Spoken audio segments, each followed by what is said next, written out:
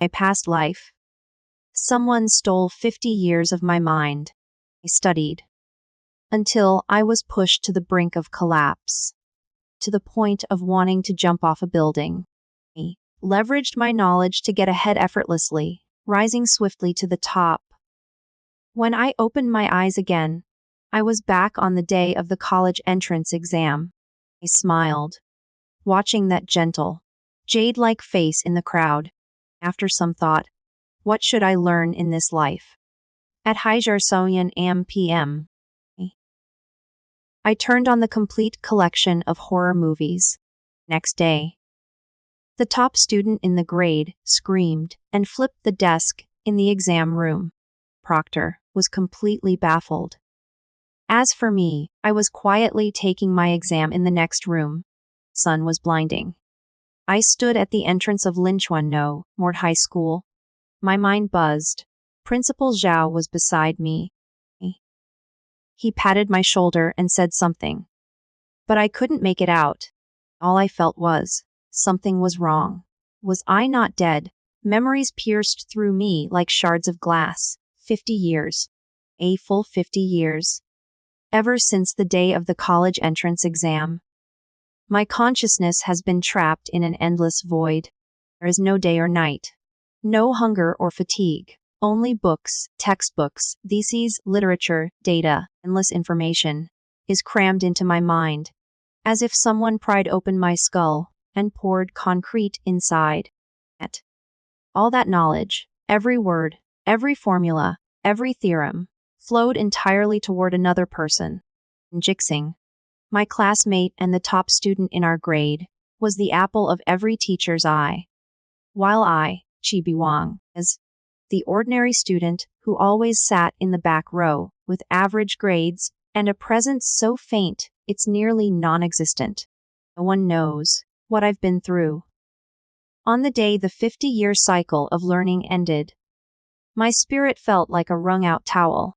I jumped from the rooftop of the 6th floor. When the wind rushed into my ears, I even felt a sense of relief. And then I'm standing right here at the school gate. Principal Zhao's hand remained on my shoulder as he said, "Bi Wang, don't be nervous. Just perform as you normally would." Glanced down at my hands. Clean, unblemished, 15-year-old hands. There were still calluses on my knuckles from writing practice tests last night. Chibi Wang, Principal Zhao leaned in. "Why are you so pale? Didn't you have breakfast?" I lifted my head. Saw the crowd, students in school uniforms, walk toward the exam hall in small groups, still flipping through their notes. Others giving each other encouraging words. And in the midst of the crowd, Wen Jixing stood there. He wore a white shirt with the cuffs rolled up, holding a bottle of water and smiling as he spoke to the girl beside him. That face, gentle, clean, with just the right touch of youthful charm. When the corners of his eyes lifted slightly, anyone would see a promising young man with a bright future. My stomach twisted. It's not anger. Anger had burned itself out over 50 years of cycles. What remains is something profoundly cold, like touching an iron railing at Bornjur 10 in the morning in winter. "Bi Wang," Principal Zhao called out once more. "It's fine." I heard my voice unnervingly calm. "Principal, I'm going in." I took a step forward. As I passed by Wen Jixing, he tilted his head toward me. "Keep going, Bi Wang," he said with a sincere smile. Just like in my last life, I smiled back. "You too, keep it up." Nodded. Then turned back to continue chatting with the person beside him. I walked through the school gate. Only one thought ran through my mind. Last life, it was that damn learning feedback thing he had bound to me that turned me into a juice extractor. Everything I learned was fed to him. 50 years worth of knowledge, spanning physics, chemistry, biology, mathematics, humanities, and philosophy, engineering, medicine. He easily got into top-tier universities through an integrated undergraduate, master's, and doctoral program, rising academic star, youngest professor, candidate for academician, principal investigator of a national level project. And I had a mental breakdown, jumped, and died. I'm back now. That feedback link, it's still there. I can feel it. There's an almost imperceptible thread in my mind, connecting to a certain direction. It's like an invisible filament has been woven into my veins. This means whatever I learn now, Wen Jixing will still receive it. I could not sever this link. He was the one who started it in the last life, and I never had any control. I stood at the foot of the exam building looking up at the windows. On the third floor, the sunlight was too harsh. I squinted. Since we can't cut it off, then make good use of it. My past life. You made me study quantum mechanics, differential equations, and genetic engineering. This life, I want to learn something different. I entered the examination hall and sat down. The proctors distributed the exam papers. I glanced at the subject. Chinese. Great. For someone who's been forced to study for 50 years. The Chinese section of the college entrance exam is as simple as a kindergarten matching game. I picked up my pen and began to write. Each question is as clear as if it were etched into my eyes. Essay topic is the gift of time. I almost burst out laughing. The gift of time. Time's gift. To me was a nervous breakdown and the roar of wind that filled my ears as I fell. I wrote anyway. I wrote it neatly, properly, flawlessly. I could recite a perfect essay template in my sleep. 40 minutes later, I had finished the entire exam. Proctor saw me put down my pen and was taken aback. I laid my head on the desk and pretended to sleep. Gears in my mind started turning. The college entrance exam lasted 2 days. Real work begins after the exam. I need a quiet environment, a computer, and a viewing schedule for the effects of horror imagery on the human nervous system. Days later, the college entrance exam is over. The moment the bell rang to collect the final English exam papers, the entire examination hall erupted in excitement. Some cheered. Some cried. And some tossed their pencil cases into the air.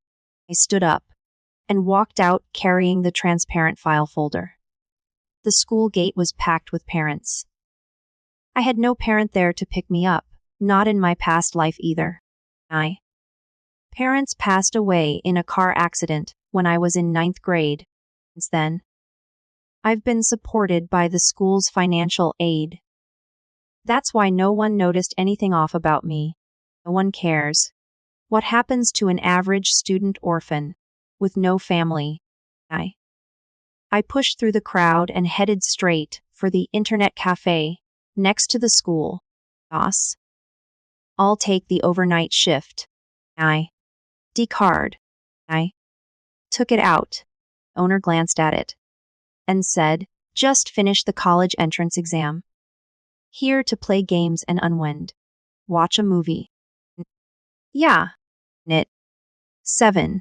I sat down, plugged in my headphones, opened the browser, and typed a few words into the search bar.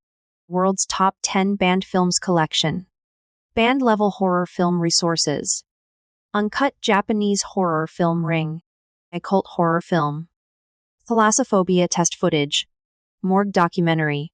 Real footage. And I opened the first one. The screen dimmed, then the image brightened. A dimly lit corridor. At the far end, a woman in a white dress, her face obscured by her hair, slowly turned around. Background music was a grating, fragmented sound, like someone scraping glass, right by your ear. I leaned back in the chair. My expression remained calm. 50 years of mental torment. This little thing would not scare me. But the fear I learned through that link would flow straight into Wen Jixing's mind, unchanged. It was not knowledge. It was sensation. It was imagery. It was emotion. Learning feeds back into learning. Do you think the only things we give back are formulas and theorems? No. It feeds back into all the information the brain receives during the process of learning. Watching. A horror movie is essentially a process of learning and memorizing visual information. Brain remembers every frame, every chilling sound effect, every surge of adrenaline. All of these experiences wash over you. I smiled for the first time. It was a laugh that rose from deep within my chest, tinged with a certain chill. Jixing. In my past life, you stole 50 years from me. In this lifetime, you really have given me a good opportunity. Monzero MPA. I had already finished watching 4 of them. Screams. An eerie soundtrack, coming through my headphones, were like white noise to me. But I knew that right then, and when Jixing's dream, those images were flooding in, like a tidal wave. Internet cafe owner passed behind me, glanced at the screen, and his legs went weak. Oli, what the hell are you watching, dude?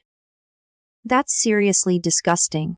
Screen displayed a close-up of a corpse slowly bloating in a bathtub.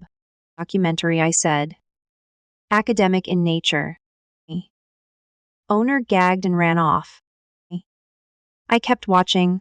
Next day, at noon, I walked out of the internet cafe. The sun felt warm on my face. I bought a bowl of wonton soup from a street vendor and ate it squatting on the steps. Halfway through my meal, my phone rang. It was an unknown number. I answered it. Hello? Is this Chi Bi Wang? It's me. Yes.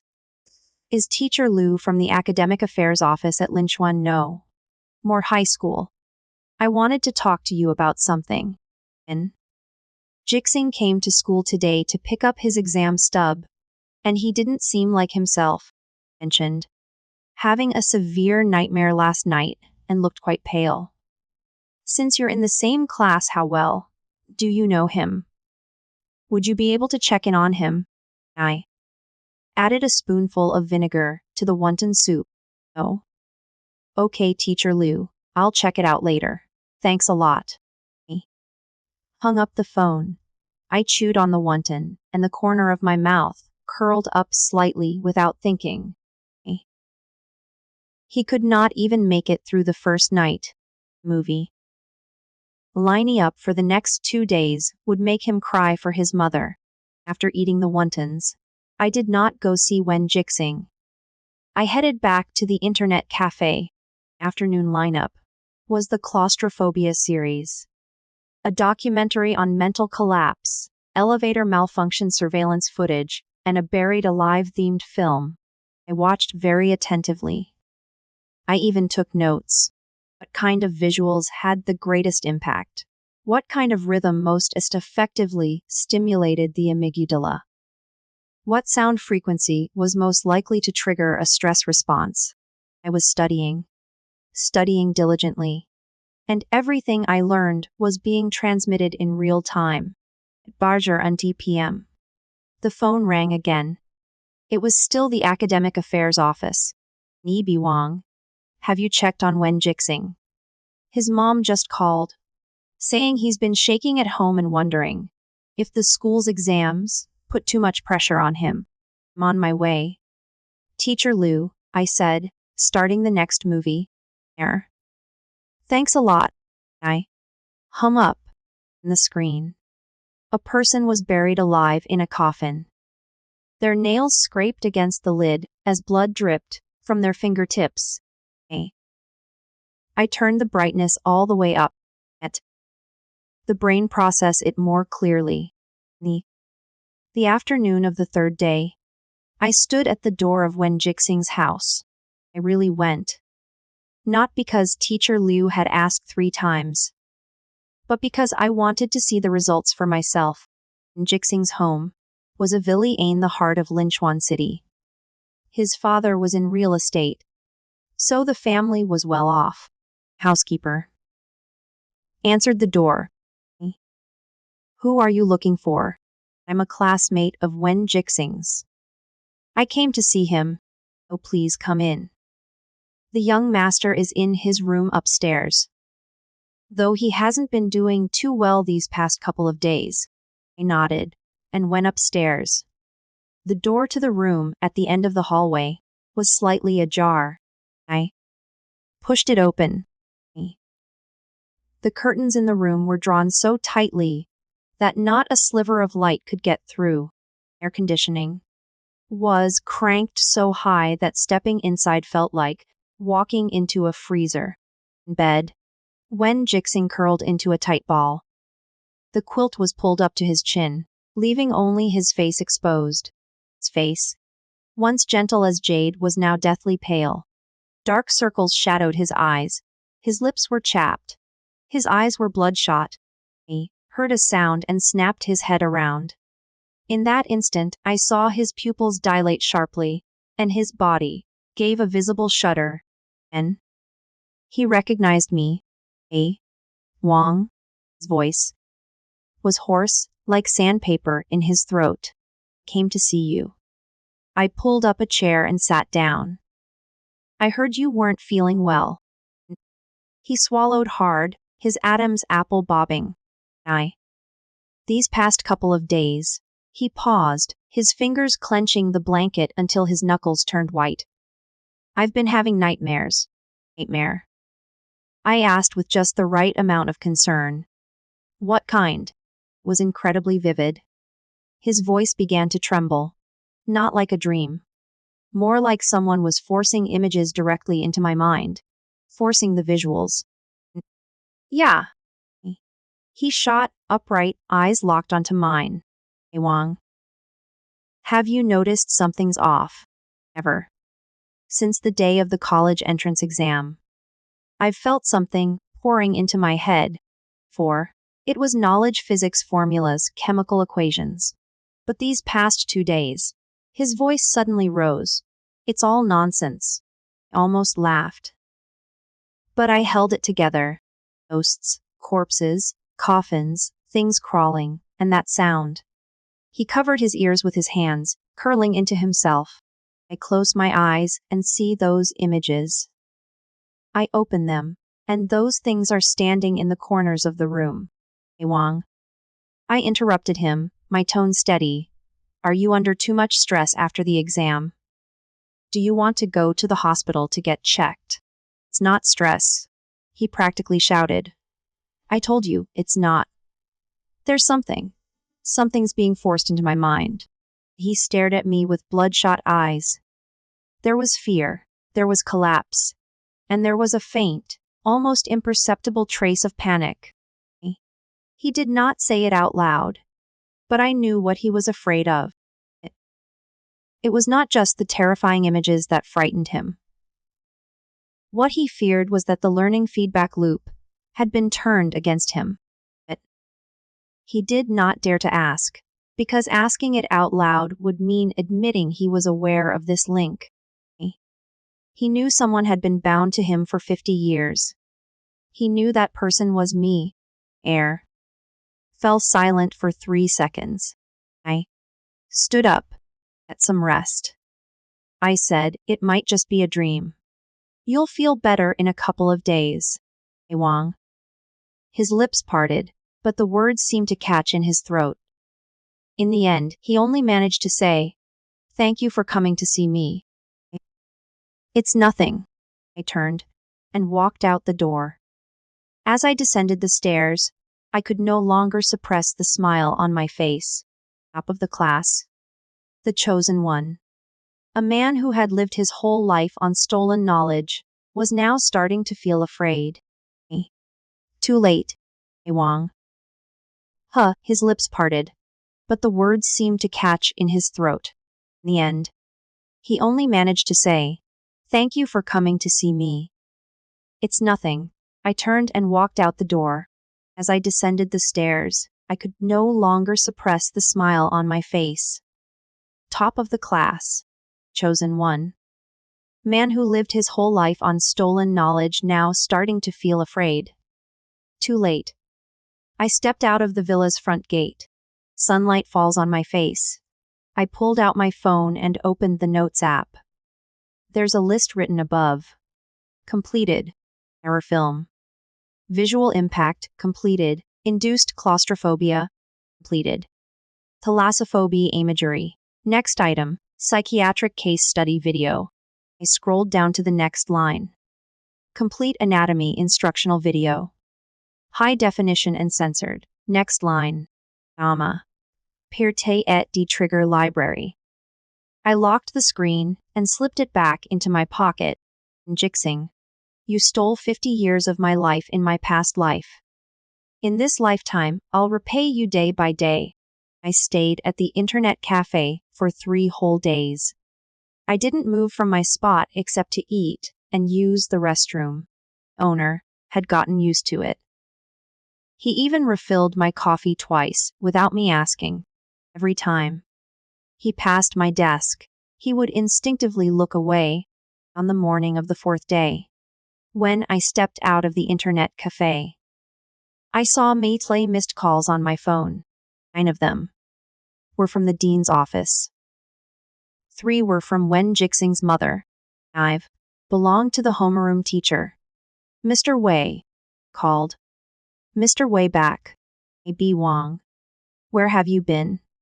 I couldn't get through on your phone. Mr. Wei blurted out. Internet. Cafe. Never mind. Just get to the hospital. Now. Who's in the hospital? In. Jixing. Yeah. I replied, my voice laced with surprise. What's wrong? He's had a mental breakdown. Last night, he started smashing things at home and terrified his mother. We've taken him to the psychiatric department at the city center hospital. You're his classmate. Come and see him. Okay. I'm on my way. I hung up the phone. I crouched by the roadside, chewing and swallowing the last bite of the bun. Psychiatry. He was already in the psychiatric ward by day 4. I had originally planned for a week. It seemed Wen Jixing's mental threshold was much lower than I imagined. That made sense. He had never known hardship. I had been forced to study in that space for 50 years because I had no other choice. He had lived all 18 years of his life in smooth sailing. After I subjected him to 3 days of horror movies, his system simply crashed. I stood up, patted the dust off my pants, and walked toward the bus stop. Incheon Central Hospital, Department of Psychiatry. When I arrived, quite a few people were already standing in the hallway. Mr. A. Teacher Liu from the Academic Affairs Office.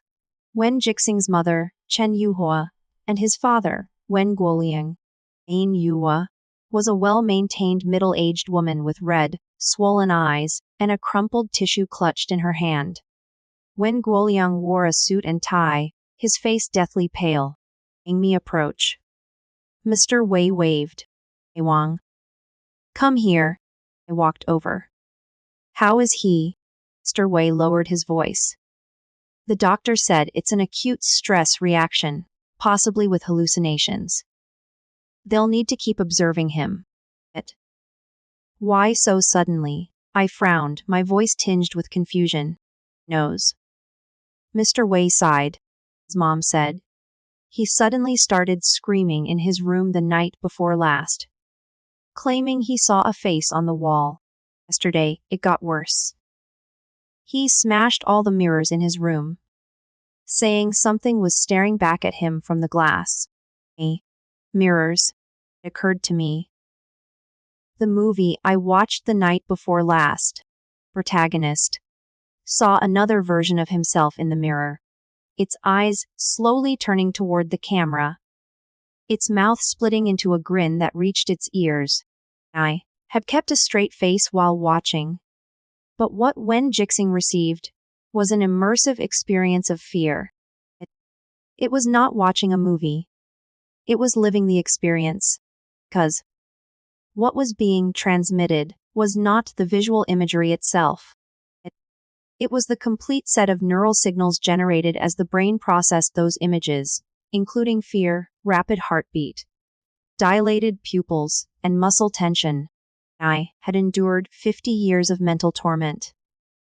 So my fear threshold had gone off the charts. Same scene. Did not generate a fear response in my brain. But it did generate a cognitive signal. Specifically, I was intently studying this video content. Learning feedback loop captured precisely that kind of cognitive signal. Then the raw information was fed directly into Wen Jixing's mind. As for Wen Jixing, his brain processed this information like any normal person's would. A person who had never experienced true fear was suddenly flooded with high-density, terrifying visual cognition. It was like infecting a computer that had only ever run office software with ransomware. System crashed outright. Jixing's mother, Chen Yuhua, saw me and hurried over to grab my arm. Biwang. Right, her voice trembled. Jixing talked about you all the time. You know him best.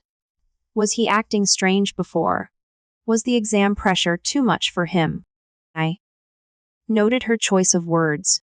Jixing talked about you all the time.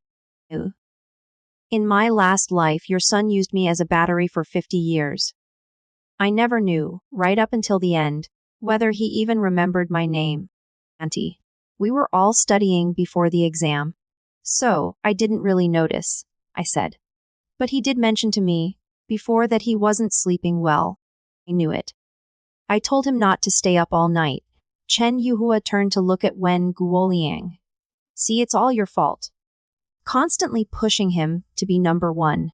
Guoliang's lips tightened into a thin line, and he said nothing. Just then, the hospital room door opened. The attending physician stepped out. Family. Guoliang stepped forward. I'm his father. Student. Wen Jixing's emotional state has stabilized for now, and the sedatives are still taking effect. However, his condition is rather unusual. The doctor adjusted his glasses.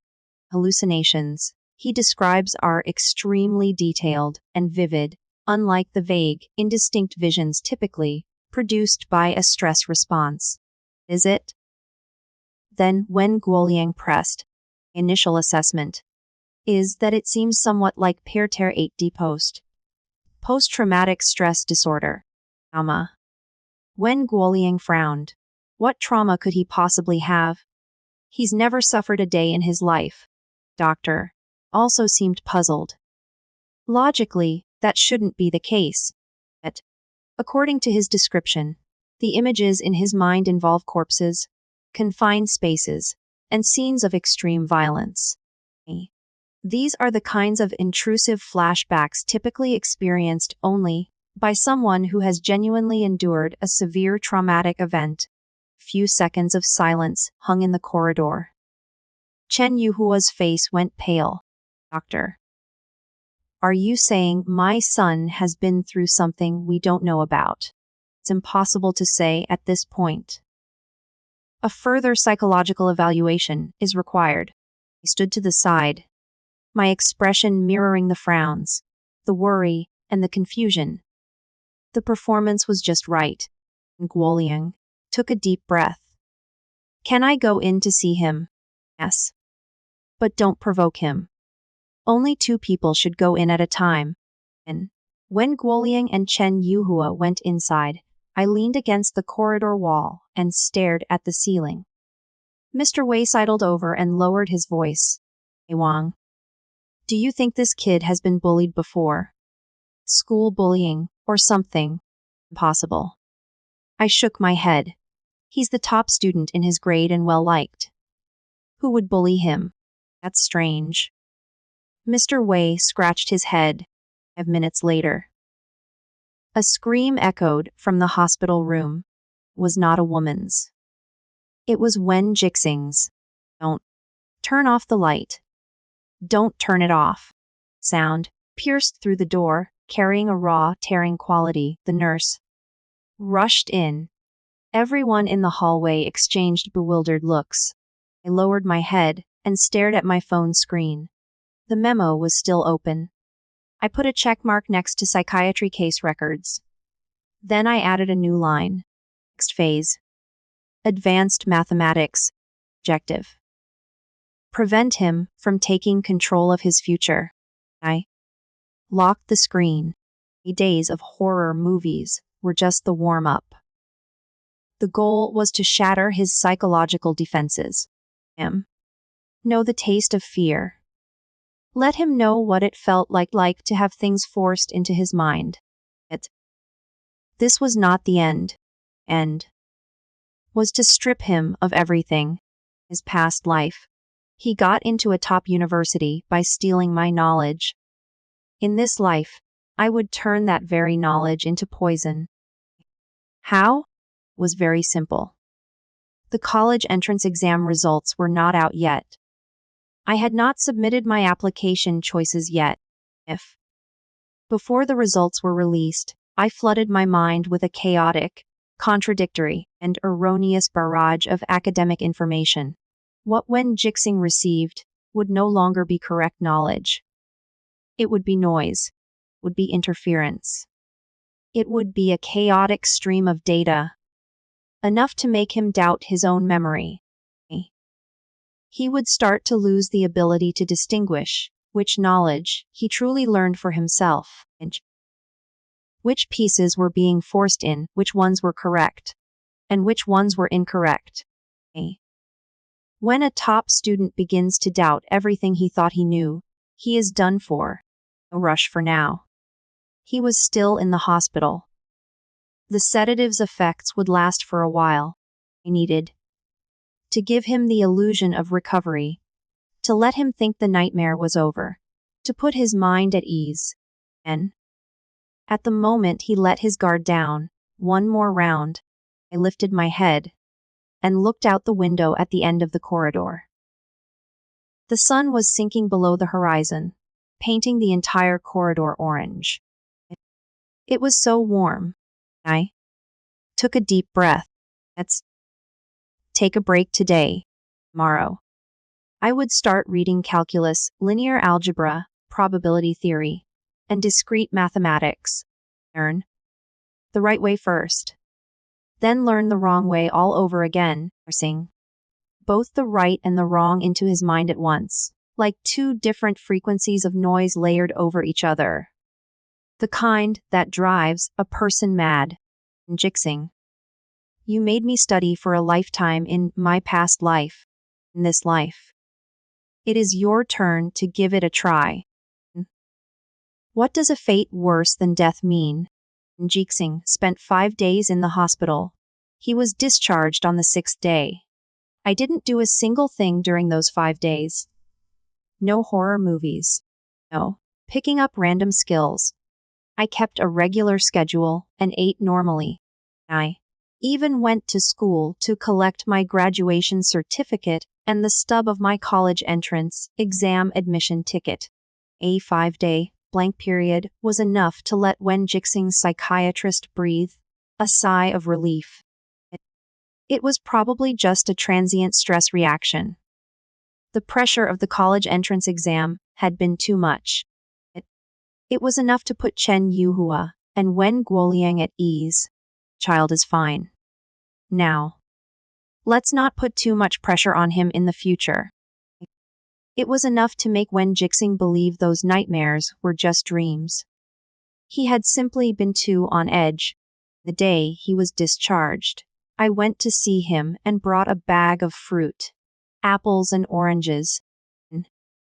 When Wen Jixing opened the door, his complexion was noticeably better than it had been during his hospital stay. The dark circles under his eyes had not fully faded, and he had lost a noticeable amount of weight. Wang. He smiled and stepped aside to let me in. Recovering. Well, I said, placing the fruit on the coffee table. Your complexion looks much better. He settled onto the sofa and poured a glass of water for me. Those few days, I think I was genuinely under too much pressure. The doctor said there's nothing physically wrong. That's good. I took the water and took a sip. And Jixing's living room was spacious. Floor-to-ceiling windows let sunlight flood across the entire floor. He sat on the sofa, his fingers absently tracing the rim of his cup. There was a moment of silence. Wang? M. How did you feel about your college entrance exam? I thought for a moment. Not bad. Just performed normally. That's good. He nodded, then added, have you thought about which school you'd like to apply to? Haven't decided yet. What about you? He paused, his gaze flickering slightly. I was planning to apply to Kingwa University. But now I'm not so sure. Why? It's just that my mind feels a bit scrambled. He rubbed his temple. There are things I know I remembered clearly. But now, when I try to recall them, something feels off. Maybe it's from all the sedatives they gave me during my hospital stay. It might have messed with my memory. I nodded in understanding. I quickly calculated in my mind. His memory was starting to get jumbled. But for now it was just a slight haziness. Not enough, far from enough. It should be back to normal in a few days, I said. Get some good rest, and try not to overthink it. Yeah. He smiled. Thanks for always coming to see me. Well, we're classmates, after all. I stayed a little longer, making small talk.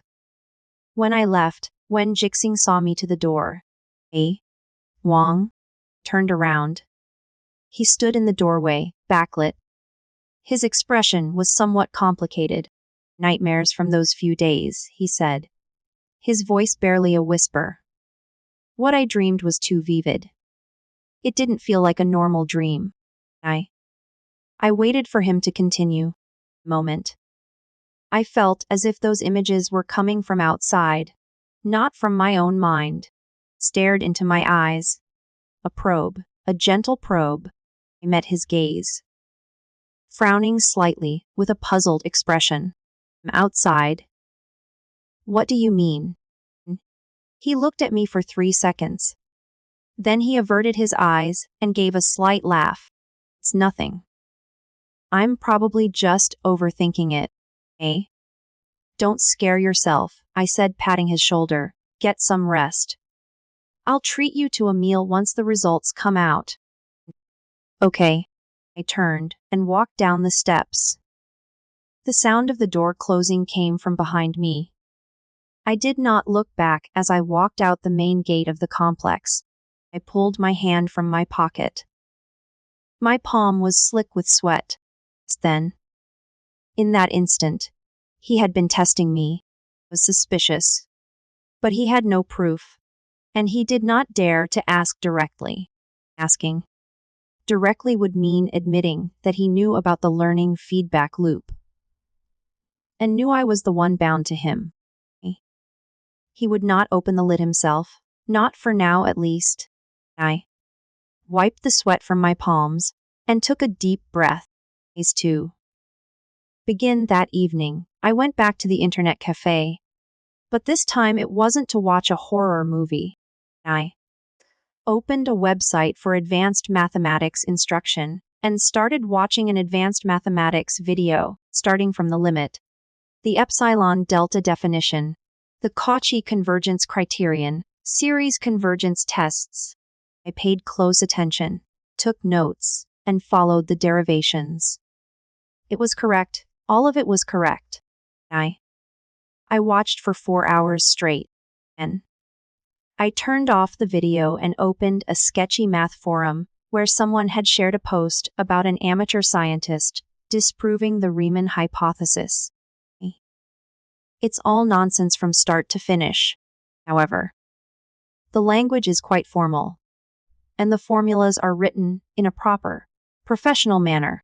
If you don't have a background in mathematics, it's easy to be intimidated. I began to study this material in earnest. I went through it word by word. I used my full mental capacity to understand and memorize it, just as I would with a proper textbook.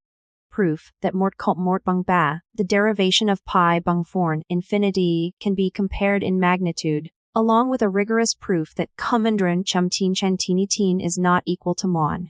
It's all wrong. But my brain is processing this information in learning mode. Learning is a two-way street, not a matter of right or wrong. It merely transmits signals from the brain's cognitive processes. Immerse in 4 hours of correct information. Then follow with high hours of the absurd, for when jixing two contradictory mathematical systems would simultaneously emerge in his mind. One told him the epsilon delta definition was like this. The other told him it was something entirely different. Which one is real? He can't tell the difference, because both sets of information originate from the same source. The feedback link in his mind. These pieces of information carried the same credibility label. It's like someone whispering, "The sun rises in the east, and the sun rises in the west," into your ears at the same time. 2 sentences were equally loud, equally certain in tone. You would start to doubt yourself. At Haija on tenor mpm, I shut down the computer and rubbed my eyes. That should be enough. The dosage on the first day should not be too high. Take it step by step, like a slow-acting poison. Next morning was correct physics, mechanics, electromagnetism, and optics. The afternoon was bad physics. Posts from amateur scientists claiming to overturn relativity, blueprints for perpetual motion machines, and papers arguing that the speed of light is additive. I even found a timely en one-word essay someone wrote proving Newton's third law wrong. I was utterly fascinated. A3 morning. Proper chemistry, organic reaction mechanisms, and electron cloud orbitals. Afternoon. Alchemical texts, medieval records on the preparation of the philosopher's stone, and experimental reports on transmuting mercury into gold. My attitude remained consistent. Diligence, focus, and complete immersion. Brain does not know right from wrong. The brain only knows its owner is studying hard. Then it transmits. A4. I received a WeChat message from Wen Jixing. Just 4 words. Wang. What are you doing? I looked at those 4 words and smiled. It was Bazar Mi Bayam PM. The time he sent the message. It meant he could not sleep again. Those conflicting messages had started battling it out in his head. I replied. Couldn't sleep, just scrolling on my phone. What's up? Minutes later. He responded nothing. Just checking in. I did not reply again. I put down my phone and continued playing the next video. Biology, ethics, and technology of gene editing. I watched it seriously for an hour, then switched to 100 pieces of evidence for flat earthers. I was completely engrossed. On day 5, Mr. Wei called. Wang. When Jixing's results are out. At. Fast. Yes. The query opened today. Have you checked yours? Not yet. Check it now. Oh, and when Jixing's mom just called me. She said after Jixing checked his grades, his mood took another turn for the worse. What's wrong? He didn't give any details. He just kept pacing back and forth in his room after checking his score, muttering no. This can't be right, over and over. I was taken aback for a moment. Then it hit me. Jixing had gotten his exam results, but they did not match what he now remembered. His memory of the knowledge in his mind had become jumbled. He might realize when seeing the answers to certain multiple-choice questions that the answers he wrote during the exam did not match the knowledge he now remembered. I was so sure the answer was B at the time. But now, looking back, I think it should be C. Which one is actually correct? Yes. Kind of confusion is enough to drive a student completely over the edge. Because a top student's greatest source of confidence is this: my knowledge is solid. And now that certainty had been shattered, was his score? I asked, receiving Tamrifi 17 points. It was still a high score, because at the moment he took the college entrance exam, his knowledge had not yet been contaminated by me. I was still in my horror movie phase back then. But now, he was no longer sure how much of that sulfur-tan tandy points was genuinely correct. That's pretty high, I said. What else is he worried about? Knows. Mr. Wayside, maybe he's just too hard on himself. By the way, what did you get? I'll let you know once I've checked. After hanging up the phone, I opened the score-checking website. I entered my exam admission number. The page loaded for 2 seconds. The numbers flashed onto the screen. 19 and entire points. Top scorer. In science, in Linchuan City. I stared at the screen for 10 seconds. Culmination of 50 years of learning in my past life remained intact. Even though I had been reborn into an 18-year-old body, knowledge accumulated over 50 years covered all high school subjects and extended far beyond the scope of the college entrance exam. A score of 10 and failure was actually the result of me deliberately holding back on a few questions. I intentionally chose the second best answer. A perfect score would draw too much attention. I closed the web page, picked up my phone, and sent a WeChat message to Wen Jixing. Grades are out. What did you get? Minutes later, he replied Southern Tendi. And you? Tubei and Ba.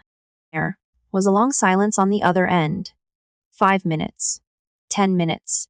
15 minutes later, he replied with a single word. Oh. I could imagine the look on his face. Right now.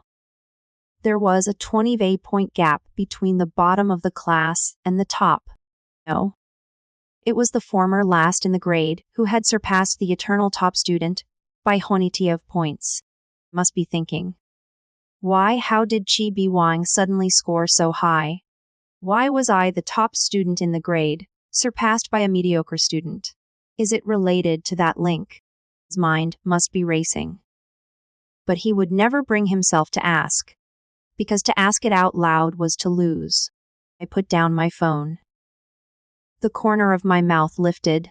Show had only just begun. Jixing. You know far too little right now. You do not yet know is this. The chaotic thoughts in your mind will not just go away. They will only keep piling up. And as for filling out your college applications, you have 3 days left. 3 days. I will keep learning. Learn the right way. Learn the wrong way. Turn your brain into mush. You will sit before the computer, your hand hovering over the keyboard. As you fill out your college applications, unable to continue, because you are no longer sure what you actually know or can do. You do not know how much of what you know is real. You do not know which school you are worthy of. You do not even know whether you are truly that genius after all. Yes. Self-doubt is more terrifying than fear. Fear can break a person. Self-doubt brings extinction. Days before filling out the college application, I did something else. I went to the library and borrowed 12 books. More advanced mathematics textbooks, 4 volumes of university physics, 4 organic chemistry textbooks. These are all legitimate textbooks. Wuhan University Edition, the Tongji University Edition, the Peking University Edition, different versions, different systems. But the knowledge itself is correct. I spent the whole day sitting in the library. I went through the tables of contents, definitions, and key formulas from all 12 books. Not in depth. I only learned enough for it to be fed back and transmitted. A superficial approach to learning. But the volume is substantial. The sheer volume of information is staggering for me. I had already learned all this over 50 cycles of repetition. I was merely reviewing, but for Wen Jixing, the core frameworks of Lehigh University level textbooks, flooding in within a single day. His brain couldn't keep up at all. This isn't the kind of emotional jolt you get from a horror film. This is pure information overload. It's like trying to cram nuntumger by of data into a hitram numpty sol m by flash drive. The system will freeze up completely. That very night, I headed back to the internet cafe and did another thing. I've opened up online lectures for 3 different subjects, all playing at the same time. On the left screen is linear algebra. On the right screen is quantum mechanics. The headphones are playing an English listening exercise. 3 streams of information are input simultaneously. My brain is simultaneously processing 3 entirely different systems of knowledge. 50 years of training had enabled me to triage them. But Wen Jixing could not do that. His brain would receive 3 signals simultaneously. Was as if 3 people were speaking to him at once. The voices overlapped. I can't make out a thing. I can't remember anything. Nothing but noise remained. At Mortjer on m.p.m., I stopped and took a sip of water. After a moment's thought, I opened Wekit. I took a look at Wen Jixing's social media feed. The latest post was made 3 days ago. A blank image. Caption. My mind is so noisy. There were a few scattered comments below. Xing. What's wrong with you?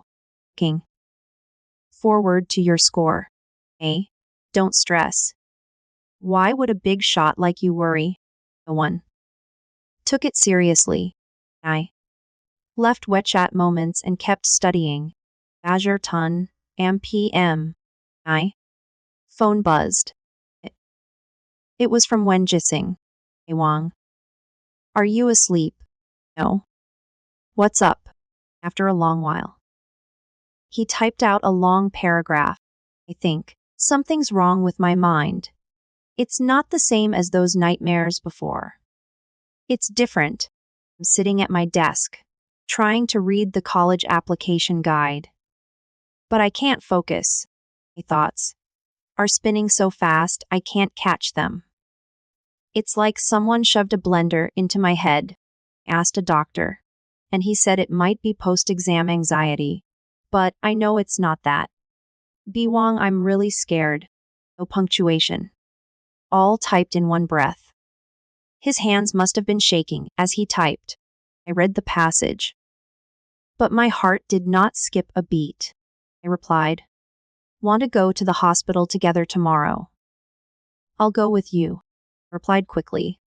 No, thanks, probably just overthinking it. Get some rest. Okay, don't stay up too late. I put down my phone. He would not go to the hospital. Because last time he went to the psychiatric department, doctor had dismissed it as post-exam anxiety, a mental abnormality with no detectable organic cause. In everyone's eyes, it was just overthinking. No one would believe there was actually something being poured into his mind. If he said it out loud, they would only think he was crazy. He was trapped inside. Tomorrow. The day before submitting our college applications. The final round. The grand finale. Next morning. I didn't go to the internet cafe. Went to the bookstore. I bought a copy of Schizophrenia Pathology, a casebook of abnormal psychology, a copy of Brain Science, The Mechanisms of Memory and Forgetting. Sitting in the bookstore's reading area from Chinjer Ethanho in the morning. until Numjerfin in the afternoon, 8 hours, word for word. The various subtypes of schizophrenia. Neuromechanisms underlying hallucinations, typical manifestations of delusions of persecution. A classic case of memory implantation experiments. How the brain creates false memories and endows them with the same conviction as real ones. I read it very carefully. This was not casual reading. It's about approaching it with a learner's mindset, seeking to truly understand and retain it. This information flowed through that link and entered Wen Jixing's mind. He would suddenly know the symptoms of schizophrenia. He would suddenly know how false memories were implanted. He would suddenly know that the brain could create experiences that never actually happened. And he would start to think, what if all this chaos in my head is coming from outside? What if something is wrong with my own brain? What if I have schizophrenia? That's the real killer blow. Horror movies. Movies have made him afraid of the outside world. Confusion of knowledge made him question the value of learning, and this knowledge about mental illnesses made him doubt himself, doubting one's own mind, doubting one's own perception, wondering if one is going mad. Once a person starts to doubt his own mind, he is truly finished, because the mind is the final line of defense. Reach that defense. A person becomes like a building without a foundation. It will collapse. At Numjerfin in the afternoon, I closed the book. I stood up and took the 3 books to the checkout counter. The total was money tea. I paid for them, leaving the bookstore. I passed a barbecue stall and bought 3 skewers, eating them as I walked. Phone rang. It was Chen Yua's number. I answered. Hey Wang. Chen Yuhua said, her voice choked with tears. Can you come over? Jixing locked himself in his room and won't come out. He won't answer me. I'm afraid he might. Auntie.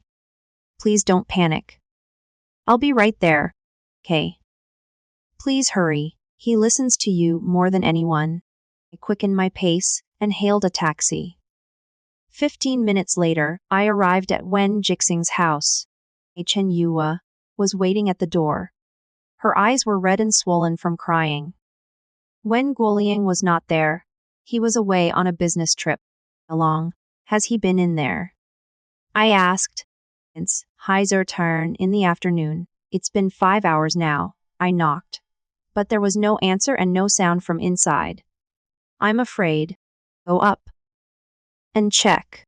I went upstairs and walked to the door of Wen Jixing's room. I knocked 3 times. Jixing. It's me, B. Wang. There was a moment of silence. And then a soft click. Lock opened. But the door would not budge. I opened it myself. The room was a complete mess. All the books on the desk had been swept onto the floor. The notebook lay open, densely covered in writing. I stepped closer to take a look. It was all formulas. Mathematical formulas, physics formulas, chemical equations, written and crossed out and written again.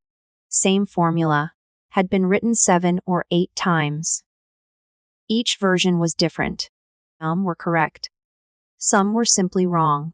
And some were a jumble of right and wrong. A 50-50 split. It was like someone desperately trying to find the right answer in chaos, only to remember another version. Every time he thought he had found it. And Jixing sat on the edge of the bed, leaning back against the wall. His knees were drawn up to his chest.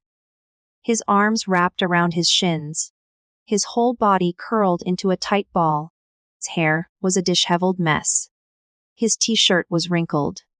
Tear stains marked his face. He heard me come in and looked up. Those eyes. I knew that look.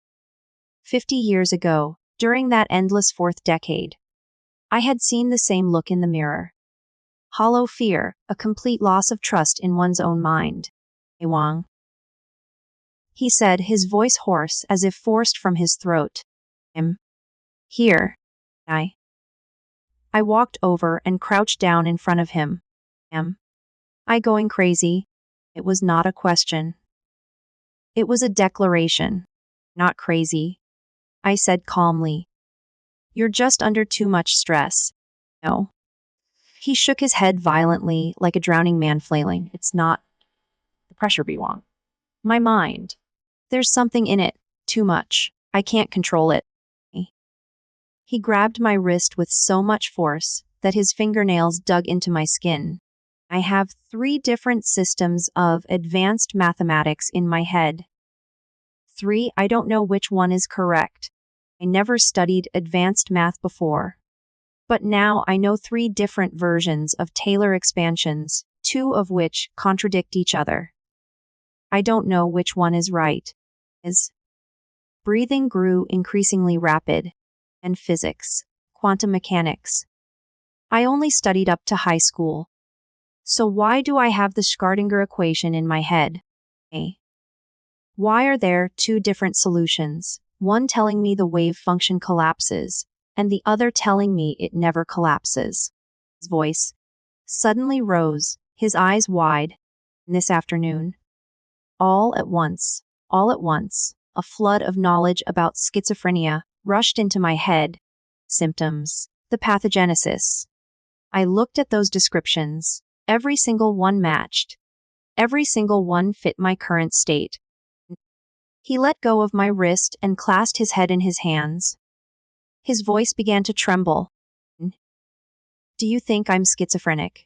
Is my own mind fabricating all that knowledge to deceive me, making me think something from the outside is pouring it in, when it's all just my own hallucination? He curled up even tighter. I can't tell anymore. Be Wong. I just can't tell. I watched him curled up in the corner of the bed, 18 years old, wearing a white shirt. He used to be the top student in our grade, the young man who once seemed to have the brightest future in everyone's eyes. Now, he was like a bird stripped bare of its feathers, shivering, pathetically fragile. I reached out and held his shoulder, not very hard, but very steady. Looked up at me. Tears welled up in his eyes. I don't have schizophrenia, I said, my voice calm. You're just exhausted. Don't think about anything. Just go to sleep. I'll take you to the doctor tomorrow, okay? He stared at me like a drowning man seeing a piece of driftwood, grasping it with a death grip. Okay. I helped him lie down, pulled the blanket over him, and turned off the light. I left only a small nightlight on in the corner, because I knew he did not dare turn off all the lights just yet. That was my fault. I stayed, leaning against the chair by his desk. I waited for his breathing to gradually steady. I waited until he finally succumbed to sleep, utterly exhausted. I looked down at the wrist he had grabbed. 4 fingernail marks remained. 1 scratch had drawn blood. I wiped it off, stood up, walked over to the desk, and looked at the notebooks filled with equations. I flipped through a few pages. The handwriting was dense and cramped, becoming increasingly sloppy toward the end. The final page contained only 1 sentence. Which one is real? Which one is real? Which one is real? It took up a whole page. The same sentence repeated like an incantation. Closed the notebook, turned around, and walked out. I closed the door gently and went downstairs. And you who are rushed over. How is he? Is he okay? He's asleep. I said, Auntie, he really needs to go to the hospital again. This time, he should see a psychologist, not a psychiatrist. Find a good counselor. Okay. Okay, she kept nodding. Bi Wong, thank you. I don't know what I would have done without you. It's fine. I'll go with him tomorrow. And I'll book an appointment for him first. Nodded. said my goodbyes and stepped out of the villa. The night air rushed in. The July wind was warm, yet a chill ran through me. It was not guilt. It was contentment, a very quiet contentment, like seeing light for the first time after 50 years of darkness. It was not the thrill of vengeance. It was justice, finally. Justice had been served. You stole 50 years of my life. You built your glory on the back of my suffering. You did not even glance at me in your past life as I was falling from the 6th floor. You were in a top-tier university lab, smiling at your research data. Now, it was your turn to taste it, however. That was not all. Filling out the application was tomorrow. His current state meant he could not fill it out properly. But that was not my goal. My goal was not to prevent him from submitting his application. My goal was to make him give up with his own hands, to make him feel like he did not deserve a good school, to let him dwell in self-doubt and choose to retreat voluntarily. That was the real deal. It was not an external force stopping him. It was surrender of the heart. Tomorrow, I would go with him to see a therapist. I would be right there, offering gentle words of comfort. I would act like the best friend in the world. And then, back home in the evening, I would keep learning. Next morning, at Linchuan City Psychological Counseling Center, Wen Jixing sat next to me on the hard plastic chairs in the waiting area. He wore a black hoodie, the hood pulled up so that only half his face was visible. His fingers kept picking at the loose threads on his cuff. He had not said a word since we walked in. I did not say anything either. I simply kept him quiet company. The receptionist called out a number. Heinin Dardente, Wen Jixing, stood up. His legs seemed weak, and he swayed slightly. I steadied him. Do you want me to go in with you? He thought for a moment, then shook his head. No. Thanks, I'll do it myself. Okay. I'll wait for you outside. He entered the consultation room. The door closed. I leaned back in my chair and pulled out my phone. I opened an academic database and searched for a research paper on the impact of cognitive confusion on decision-making ability. I tapped it open and began reading carefully. It was a formal academic paper, proper research on how cognitive overload leads to decision paralysis. Greatness was also a form of learning.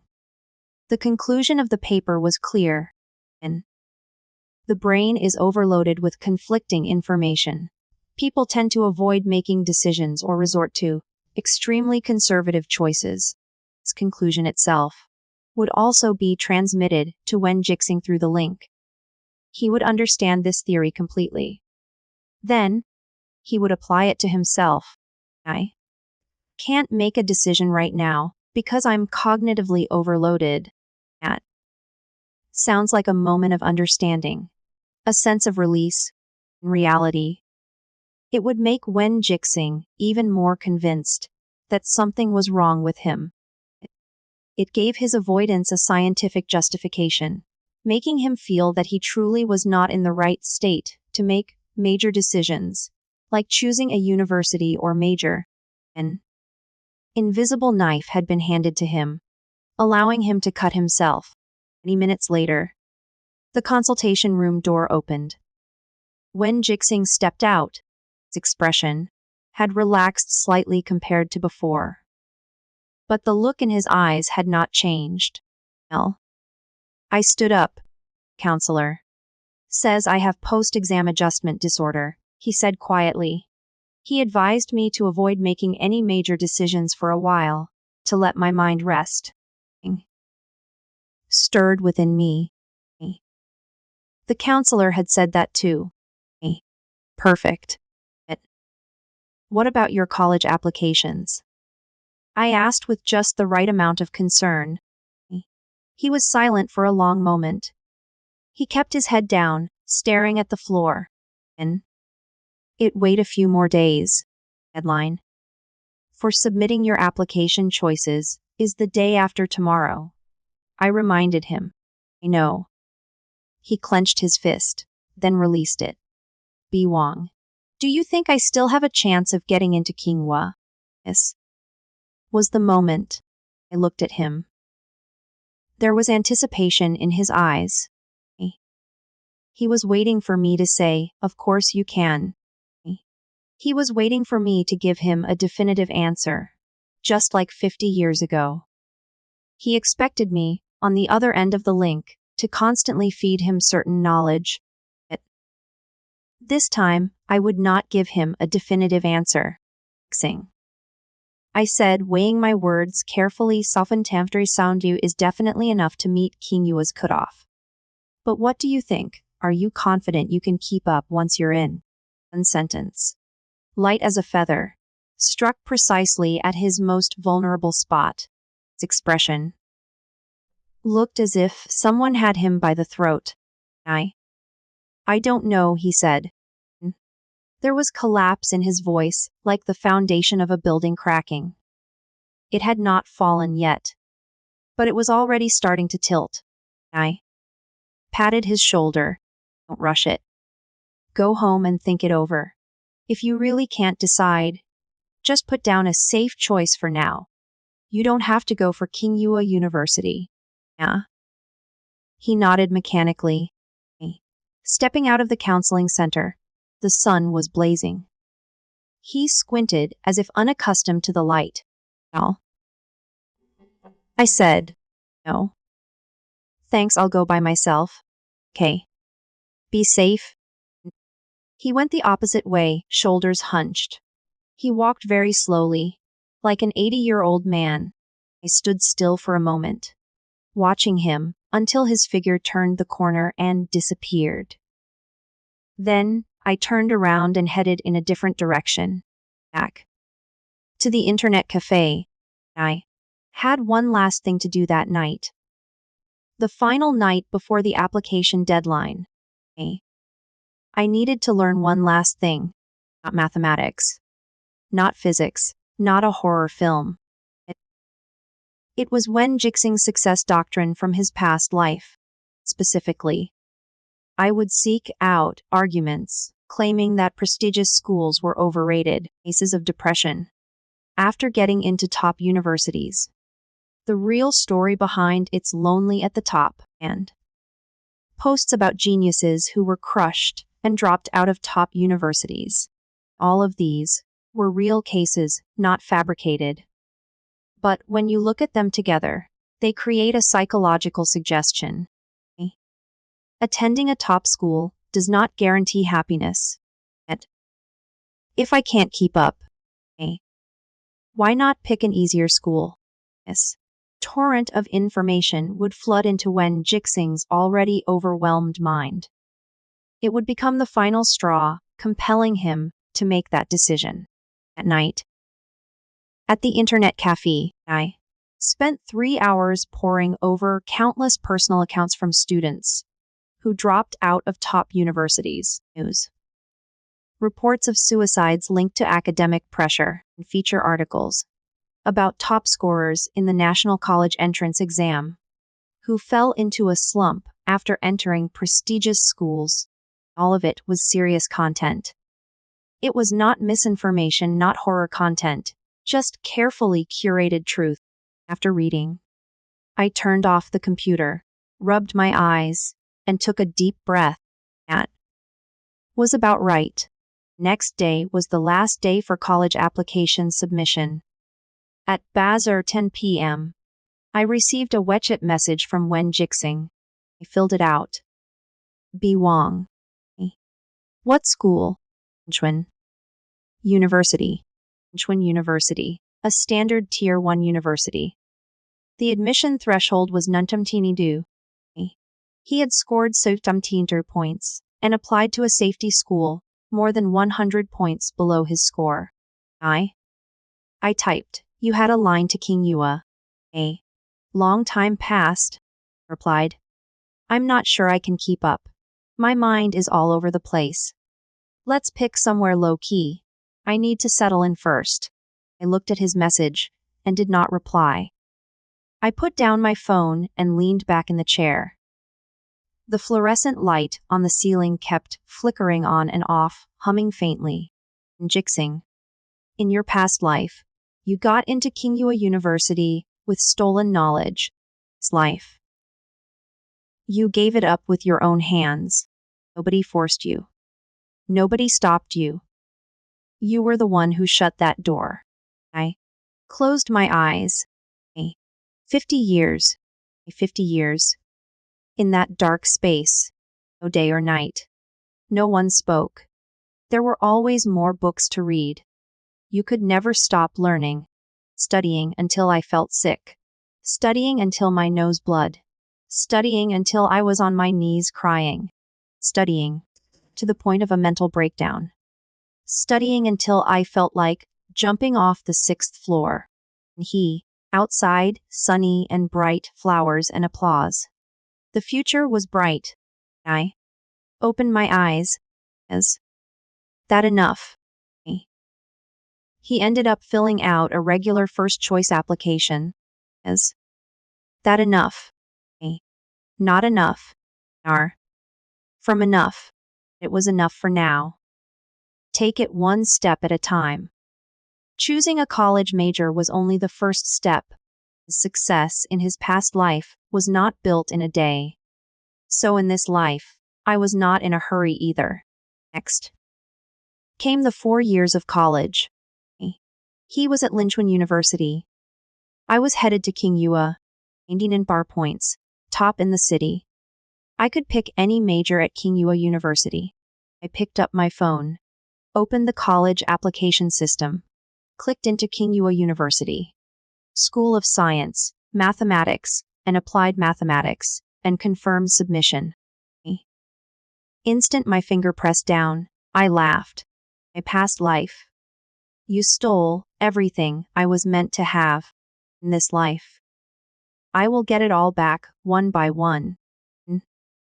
You are only fit to watch from afar. Acceptance letter arrived. Kinghua University, gold lettering on a crimson background. The courier knocked just as I was boiling noodles. I signed for it and tore it open. Inside was a welcome letter, a freshman handbook, and a bank card. I placed the notice on the table, and then started cooking noodles. Nothing special. I spent 50 years learning in my past life. Acceptance letter from Kinghua University was just a piece of paper to me. What truly mattered was this. Jixing had not received that piece of paper. I finished the noodles, washed the dishes, and then the phone rang. It was Wen Jixing. Hey Wang. Have you received your admission letter? Yet. Arrived. Kinghua Department of Mathematics. And yours. Mine arrived too. Linchuan University, Information Engineering. His tone was flat, but I could imagine his fingers tightening around the phone. Want to meet up before the semester starts? I asked. Let's set a time. Okay. Oh, got it. I was sitting in the cramped living room of my rented apartment. Outside, the street buzzed with noisy city life. Downstairs, someone was arguing. There was a moment of silence. Opened the memo. A new list was written there. University. Stage plan. Article 1. Study diligently and achieve good grades. Article high. Maintain the relationship with Wen Jixing.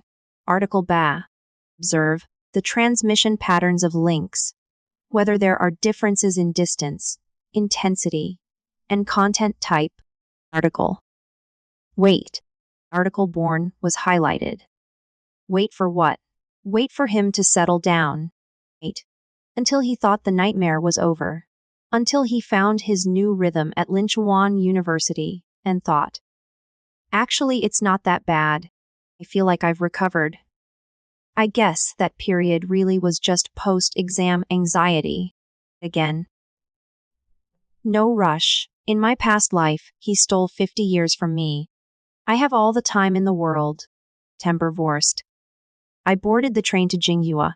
A green train, hard seat, 14 hours. Next to me was an elderly woman clutching a plastic sack, snoring loudly.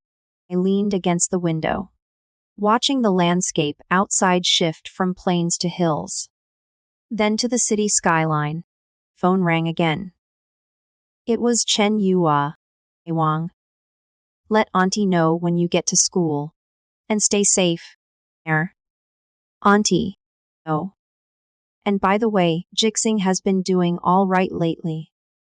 Things should pick up even more once school starts. That's good. Hey Wang. I truly can't thank you enough. If it weren't for you during that time. Her voice caught for a moment. Jixing really considers you his closest friend. His best friend. Lips curled slightly. Don't worry. Auntie. We've always been good friends. She hung up the phone.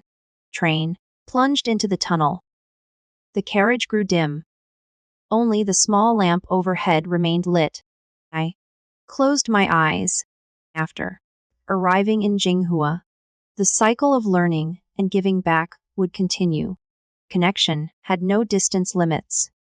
In my last life, I had been in that space, completely outside the physical world's dimension. Yet the transmission remained seamless. I would not attack him as intensely as I had recently. That would be too obvious. It would alert the snake by stirring the grass. Was more. Wen Jixing was no fool. He was already beginning to suspect something. No.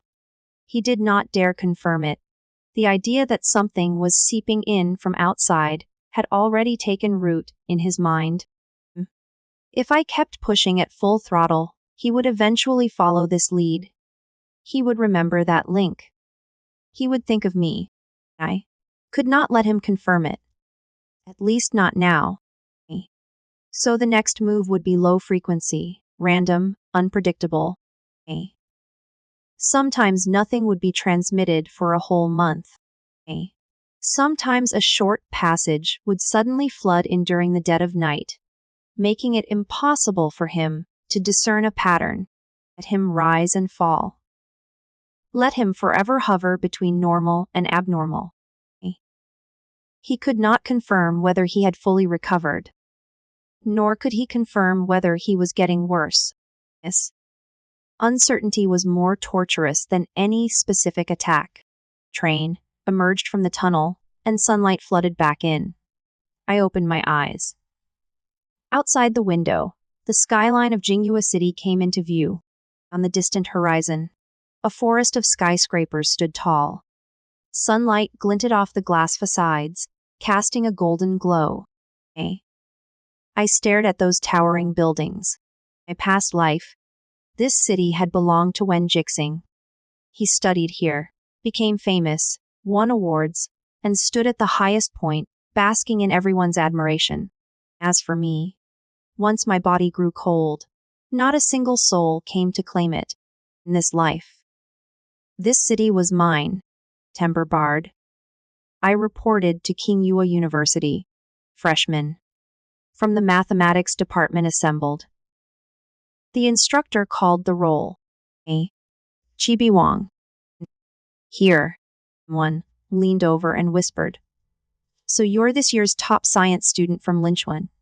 T10 DT points. Yeah. Am. That's sick. I just smiled. And did not say anything more. Got our dorm assignments.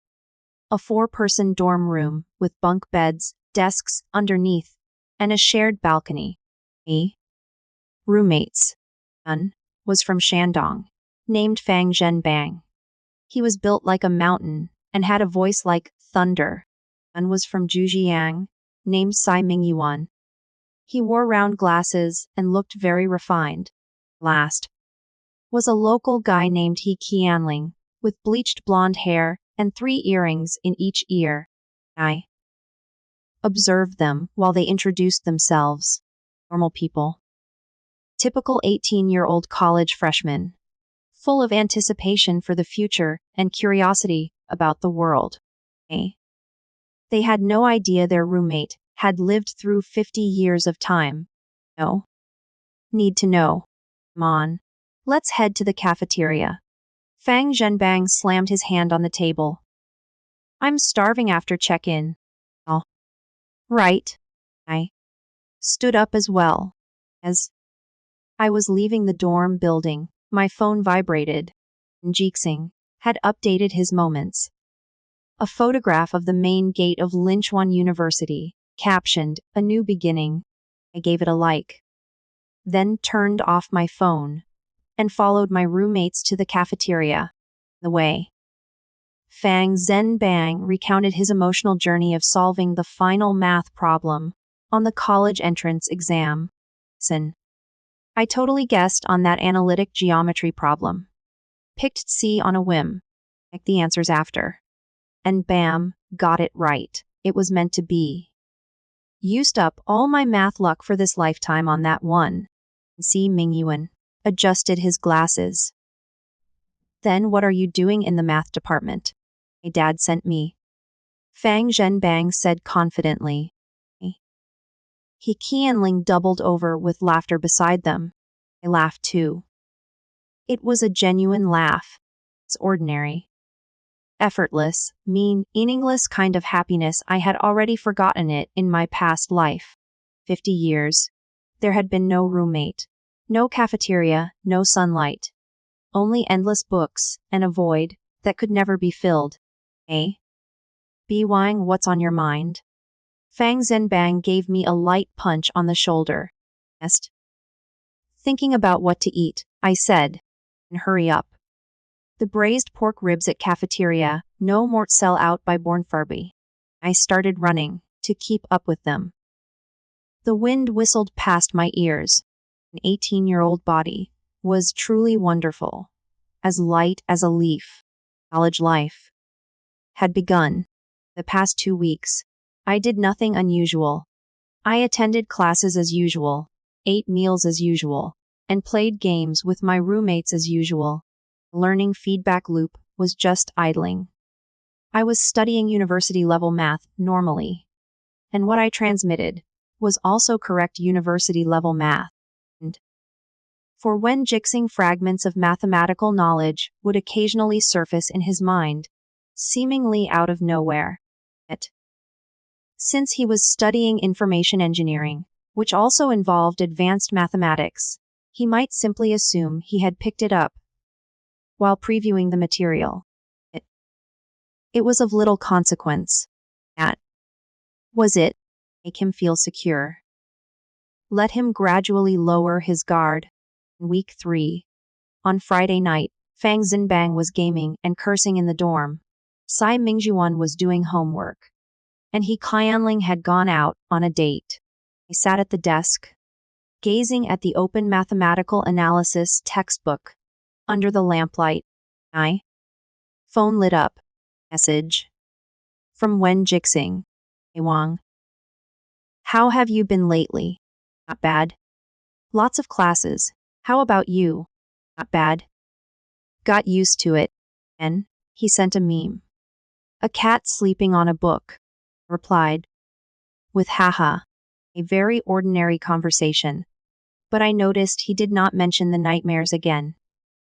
He did not mention the turmoil in his mind. He did not mention fear. Things were getting better.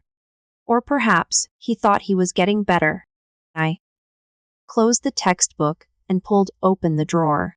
There was a USB drive inside.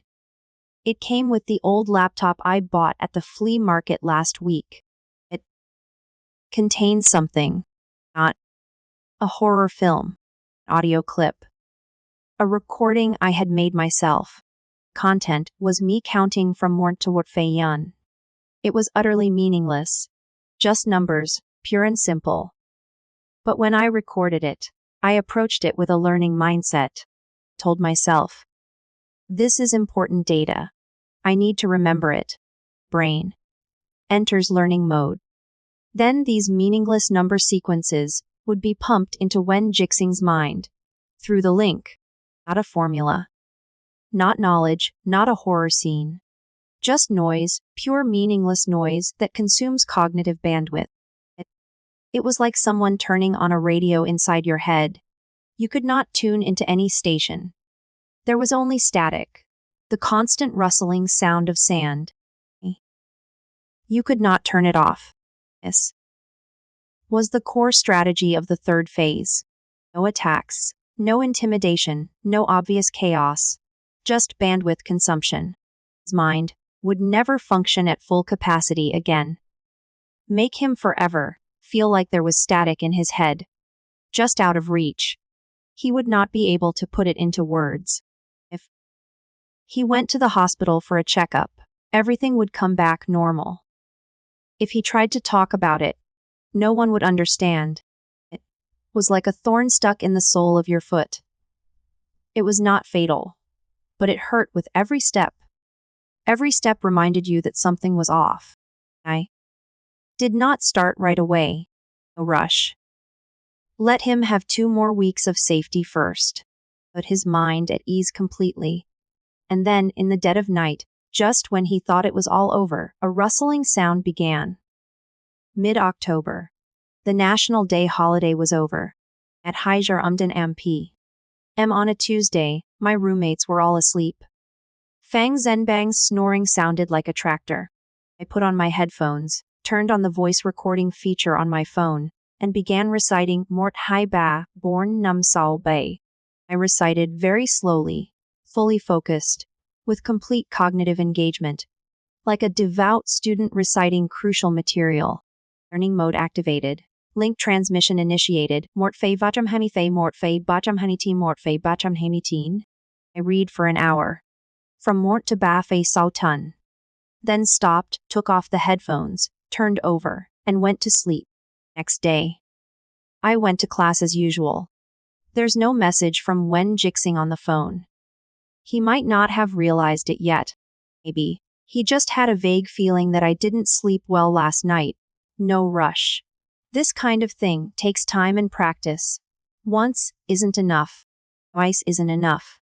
Either 10 times, 20 times, it's a process. Every 3 to 5 days, at midnight, the quantity is not large. It's only an hour each time. But it continues without pause. Constant dripping wears away a stone. The first week passed. Week 2. On Monday evening, Wen Jixing sent a message. Hey Wang. Have you ever had that kind of experience? Where there's a voice in your head that just won't stop? I was studying in the library when I saw this message. The corner of my mouth twitched almost imperceptibly. I replied, "What sound? Is it tinnitus?" "It's not tinnitus," he said. "It's like someone's reciting something. Numbers maybe. But I can't make it out clearly. It's really hazy." Your dreams. It's not a dream. It happens when I'm awake too. During class, during meals. It's just very quiet, like background noise. I typed, "How long has this been going on?" A week. Or so. Have you been to the campus clinic? Yes. I had a hearing test, and everything came back normal. The doctor said it might be neurological tinnitus, and told me to get some rest. Get some rest then. Don't stay up too late. Minute. Passed. He sent another message. B. Wang. Tell me, am I really sick? I stared at the screen for 3 seconds. Then I replied, don't overthink it. You were doing really well during that recovery period.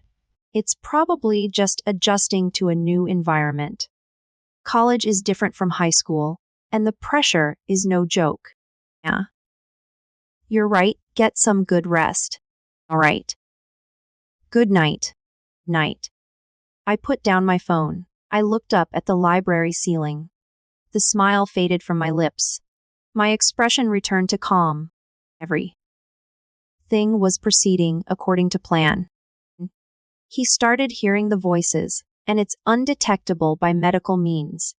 because it's not something heard by the ears. It was directly received by the brain. No sound waves pass through the eardrum. So the hearing test always comes back normal. Brain CT scan would also show no abnormalities because those signals don't leave a trace on imaging. No results found. It's incurable. It's hard to put into words. The perfect torment. Autumn had arrived in Jinghua City. Golden dingo leaves carpet the ground. I walked across campus, stepping on fallen leaves on my way to class. Midterm exam for mathematical analysis just finished. I got a perfect score. No surprise there. But it did draw some attention. My calculus professor praised me by name in class. Department head spoke with me once and asked if I was interested in trying out for the school's math competition team. Politely declined. It's not good to be too high profile. A score of 17 bar on the Gaokao is already eye-catching. If you keep dominating all the way through college, sooner or later someone will compare me to Wen Jixing once public opinion starts to spread uncontrollable. Maintain a position near the top of the class without being the absolute best. This is the line I've set for myself. Good enough is good enough. Energy. It needs to be addressed separately. Wen Jixing's current status. I keep in touch with him via WeChat. 2 or 3 times a week. Just right for his view.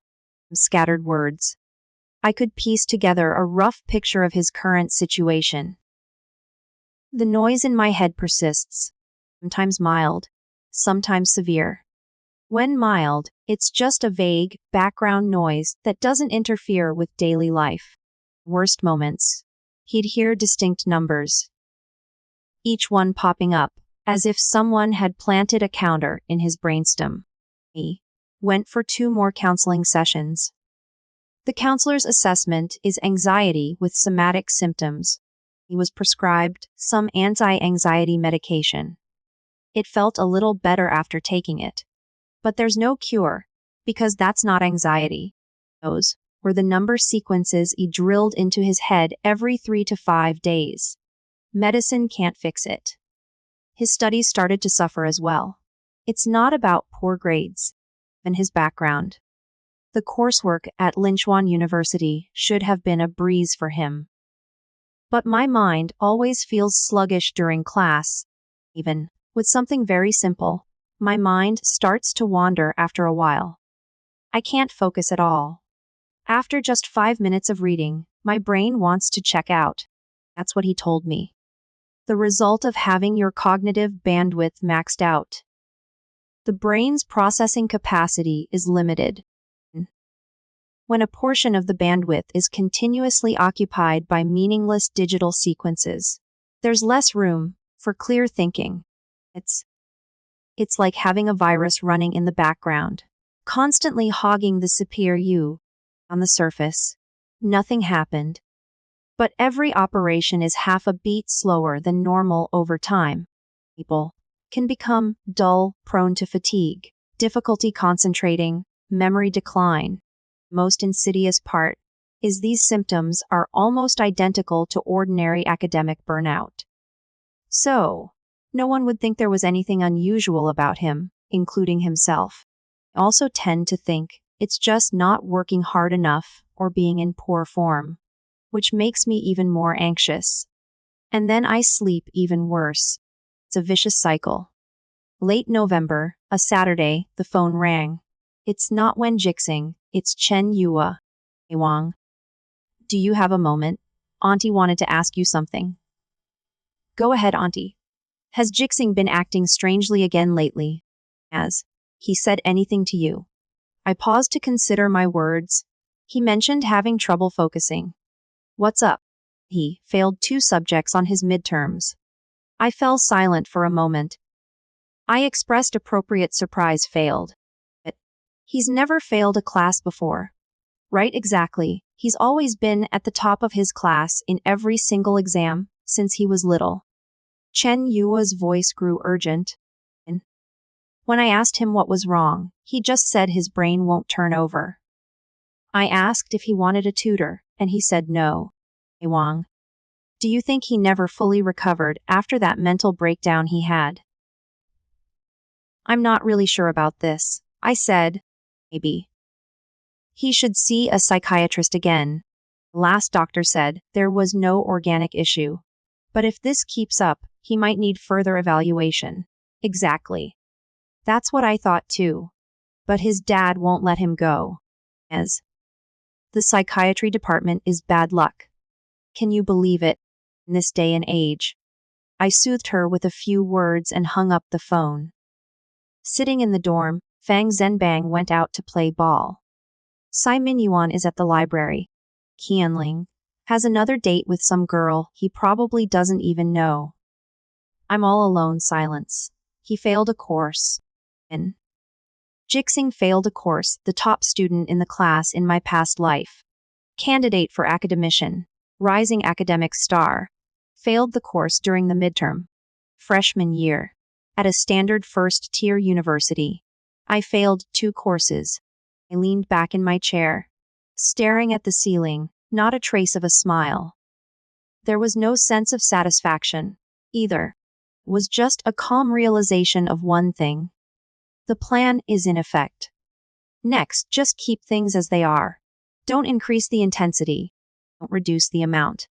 Every 3 to 5 days at Haizo Faunam P.M. recite numbers for an hour. Continues. Until the end of the semester finals. He'll hang up more after a whole semester. He'll slide from poor condition into an academic crisis. And the academic crisis to a former prodigy. It's a collapse at the level of identity. I'm not the smartest one anymore. Maybe I never was. That knowledge, it wasn't really mine to begin with. The third thought, he'll figure it out eventually, just not right now. But someday. And when that day comes, this is the end game. December finals week. Math department finals at Tsinghua University are notoriously difficult. But for me, I could do it with my eyes closed. Day. I finished my last exam. I walked out of the testing room, and my phone vibrated. Jixing. Hey, Biwang. Are you done with your finals? Yeah. All done. How about you? I've got 2 left. They're tomorrow. Luck. That ellipsis, it's quite thought-provoking. He wouldn't tell me he was scared. But everything in that ellipsis was uncertainty. After finishing my final exams, I returned to the dorms. Fang Zhenbang was already packing his bags to go. Home. Biwang, are you coming back to Linchuan for winter break? Turn. I'll treat you to dinner then. I know this amazing hot pot place. Super delicious. All right, I neatly arranged my textbooks and began packing my things. The phone vibrated again. Yes. This is a news push title. A first-year student at Linchuan University reportedly suffered a mental health crisis, breaking down in tears in a hallway during final exam week. Tapped it open. It's a short video. The video quality is terrible, clearly shot by a passing student on the fly. Video. A tall, slender boy in a black hoodie crouched at the end of the hallway, hands clutching his head, shoulders shaking violently. A few people were gathered nearby, unsure whether to approach. The image is blurry, but I recognize that figure from behind. That black hoodie. That crouching posture. It was exactly the same way he was curled up in the corner of the bed 4 months ago. Comments under the video. Who is this? Too much exam pressure. Sounds like a mental health issue. Should go see a doctor. Pressure on college students these days is really intense. I left the video call, locked the screen, placed it on the desk, closed my eyes for a moment. 3 seconds. I opened my eyes and kept packing. Jixing. In my past life, you left me to shatter in the darkness for 50 years, with no one the wiser. No one saw. No one cared. No one recorded it. You. in full view of everyone in the hallway before the lenses of every phone camera. It's broken. That's what fair looks like. I zipped up the suitcase. I let out a sigh. Winter break. Returning to Linchuan, I want to see him. I should visit him as a friend at his most vulnerable moment. Stand by his side. Let him keep relying on me. Keep trusting me. Keep thinking I'm the only one who truly understands him. This is important because the final collapse must be witnessed by my own eyes. Otherwise incomplete. The 23rd day of the 12th lunar month. Linchuan saw its first snowfall of the winter. As I pulled my suitcase out of the train station, a light layer of white had already accumulated on the ground. I took a taxi back to my rented apartment. I set down my luggage and gave the place a quick tidy up.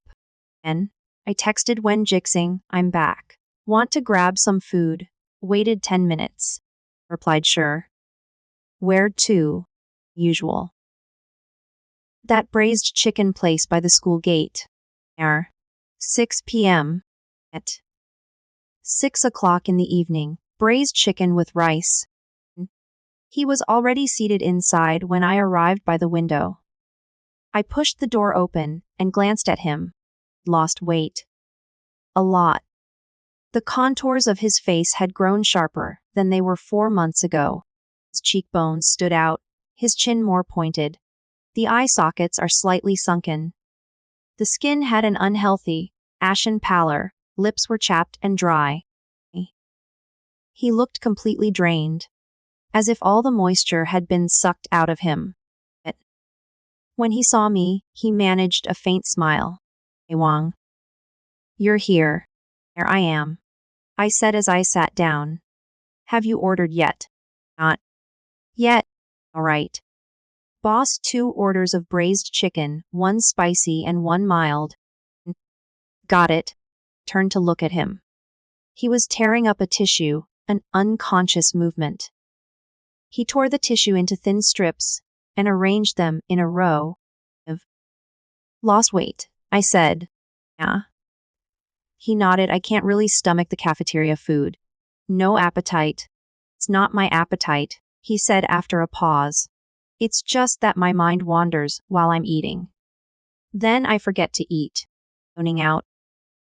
Signs of sustained attentional disturbance. Have you seen a doctor? I asked. I did. His fingers were still tearing at the tissue. They switched me to a different medication. It's a bit better than before. The voices are quieter. That's good. Food arrived. I started eating. He picked up his bowl too, but he ate very slowly. He chewed each mouthful for a long time, as if it were some kind of duty. After eating about a third of it, he set down his chopsticks. Enough. Did not force him. Wang. M. Looked out the window. It was snowing outside. The streetlights cast a warm yellow glow on the falling snow. I failed 4 courses this semester. I set down my chopsticks. 4 courses. Last time, Chen Yua had said it was 2 courses. That had been for the midterms. Finals added 2 more. My academic advisor called me in for a talk, he said, his voice flat, as if he were talking about someone else. He said, if things don't improve next semester, I might have to repeat the year. Did you say? I said. I would try my best. He turned his head to look at me and gave a faint smile. I recognized that smile. It was the kind of smile where the mouth moved, but the eyes remained dead.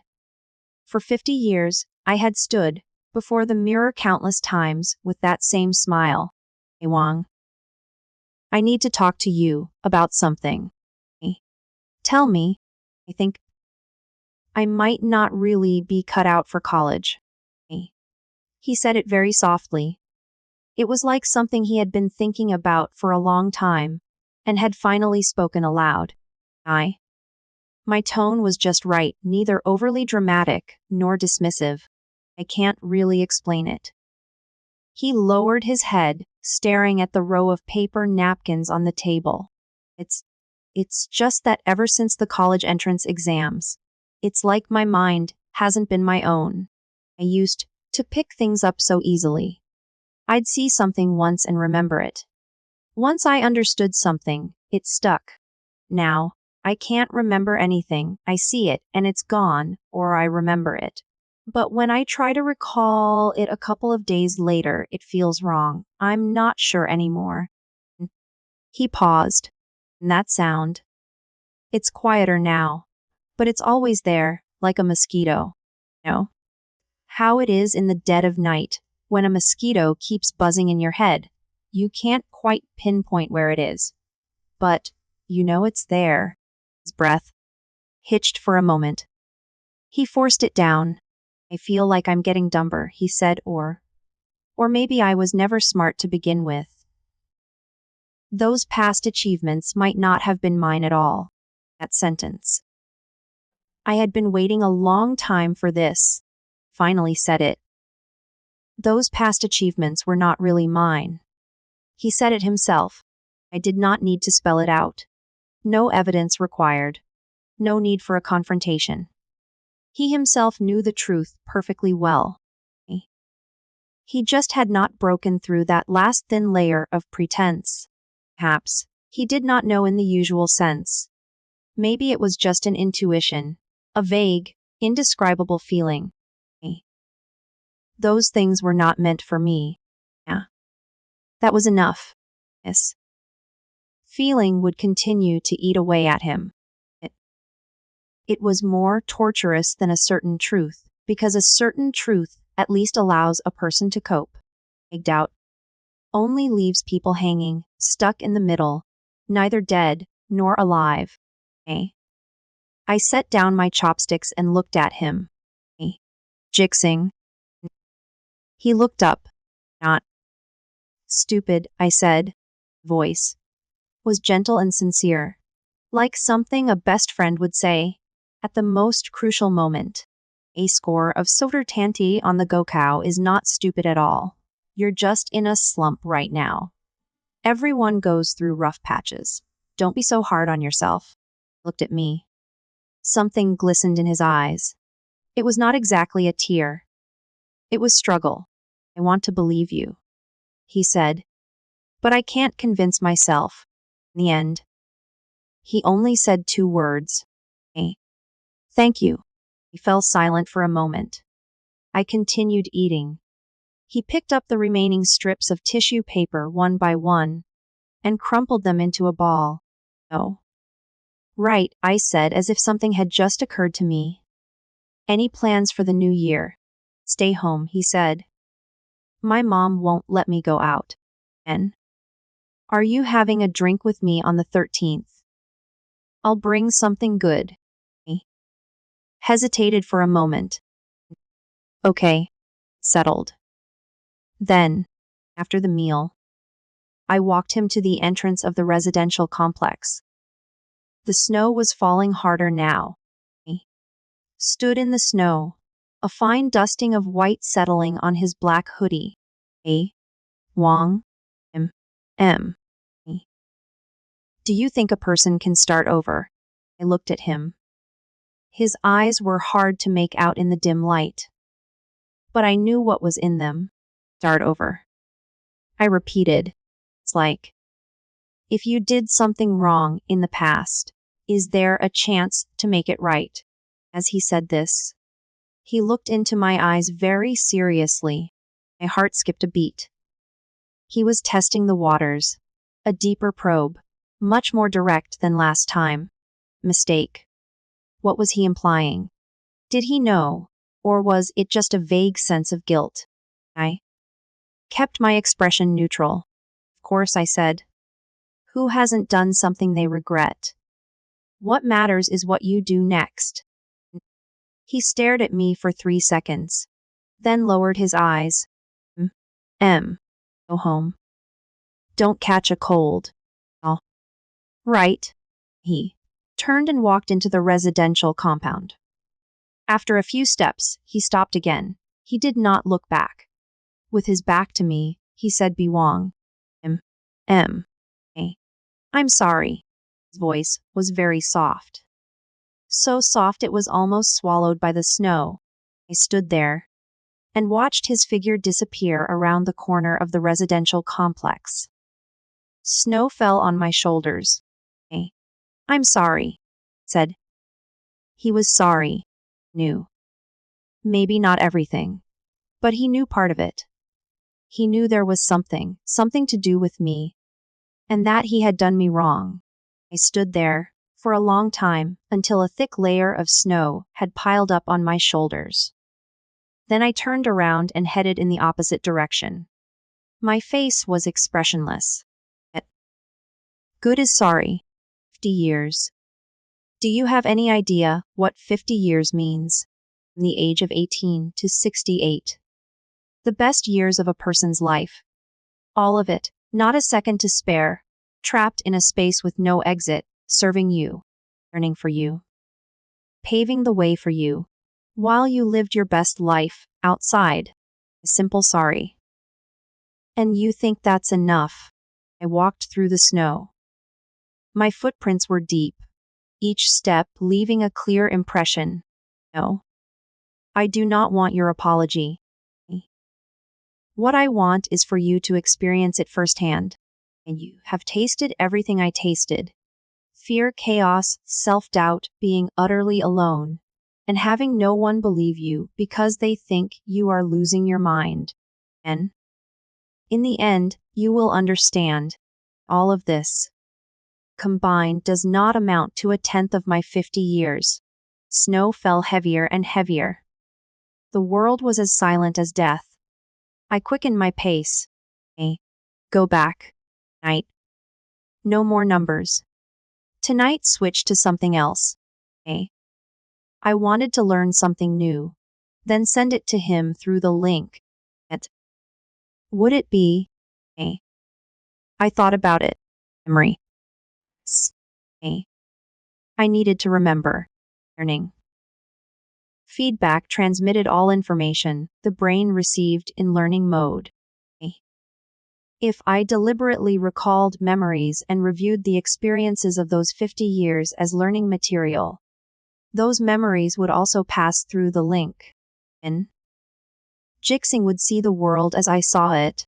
At space without day or night, books that never ended, feeling of studying, until I was sick to my stomach, but still unable to stop. And the gradual erosion of the spirit. He would learn my 50 years. Not the full 50 years. That would kill him on the spot. Just fragments, shards, but enough. Enough for him to know what he had done to me. Night. I would begin to remember. At more 10 p.m. In the rented room, the radiator let out a faint sound. I sat at the desk. A blank notebook lay open before me. The desk lamp was on, casting a small pool of light. I closed my eyes, began to remember. This was no idle daydream. It was a deliberate, orderly recollection, like sorting through archives. I switched my brain into learning mode. Told myself, this is an important piece of information, and I need to review it systematically. And memories flooded in like a breached dam. First year. My first year trapped in that space. There was no ceiling, no floor. An endless expanse of grayish-white stretched in all directions. No temperature. No sound, only the desk in front of me and the textbooks upon it that I could never finish reading. I tried to stand up and walk. I walked for 3 hours. The scenery around remained unchanged. I tried shouting. The sound was swallowed by a grayish-white void. It was like shouting into a wall of cotton. I tried not to read. Then the headache began. It drilled into my temples as if someone were boring in with a power drill. If I'm not studying, it hurts. Learning. It eases the pain. In the first year, I cried many times. Later, I couldn't cry anymore. Tears seemed to have run out. 45th year. I started talking to myself. Because it was too quiet. Was so quiet, I could hear the blood flowing through my veins. I named the pen on the table. I called it Old Six because it was my only companion in that space. Later, Old Six's refill ran out. I cried for 2 hours over an empty pen. In the 10th year. I could no longer remember what the outside world looks like. What was the temperature of sunlight? What did it feel like when the wind blew on your face? What did food taste like? I had completely forgotten. I only remembered formulas. I only remembered the theorems. All I remember is the motion of turning the page, pinching the corner with my right hand, and flipping it to the left. I've repeated this motion millions of times. In the 20th year, I attempted suicide. I pressed the pen tip into my wrist. Blood started to flow. It hurt. But the wound healed in 3 seconds. Even the blood stains were gone. I was not going to die. This space would not let me die. I can only keep living. Learn as you live. 30th year. I lost the ability to speak. My mouth opened, but no meaningful sound comes out. My tongue seems to have forgotten how to move. My vocal cords felt like they were rusted. Became a reading machine. I skimmed the text. My brain processed it. Knowledge flowed to the other end of the link, and I turned the page. Loop, endlessly looping. In the 40th year, I saw the mirror. A mirror suddenly appeared in the space. I walked over. The person in the mirror, I didn't recognize them. It was an expressionless face. There's nothing in the eyes, like the eyes of a dead fish. But it's even more terrifying than a dead fish. Because dead fish don't move. And that face was moving, breathing, alive, but no longer human. In the 45th year, a name suddenly came to mind. Wen Jixing. Who is that? I've been thinking about this for a long time. Oh, it's that person. The one who locked me in here. I can't remember his face anymore. I can't quite recall what it felt like to hate him anymore. Hate requires energy. I'm all out of energy. I have only the strength to turn the pages. In the 50th year. The loop has ended. I suddenly snapped back to reality. Standing at the edge of the 6th floor, rooftop. The wind rushed in. Was wind. A wind with warmth. I looked down. Below is the playground. Tiny figures are moving about. My leg moved on its own. No thought. Without hesitation. Every ounce of pain the body has stored over 50 years. It all came to a head in that moment. Like a flood breaching the final levee, I jumped. During the fall, the wind filled my ears. It was the first sound I had heard in 50 years. It was beautiful. And then everything was gone. Until I opened my eyes again, I was standing at the school gate. Principal Zhao patted me on the shoulder. June 10th. The National College entrance exam. I opened my eyes. Back to reality. A rented room. A desk lamp, a notebook. Heiser Bornibariam PM. My face was dry. No. Tears. Those tears ran dry over 50 years. But my hand is trembling, a slight uncontrollable tremor. Even after all this time. Calling that experience still triggers a physical stress response. But the objective was achieved. Mort hour and 43 meter sinits. Mind. Replayed fragments of 50 years of experience in learning mode. These fragments. It is flowing to Wen Jixing through the link. It's not a full 50 years, just a few snapshots and impressions from key moments. But that's enough. I took a deep breath. A moment later. My hands aren't shaking anymore. Pick up your phone.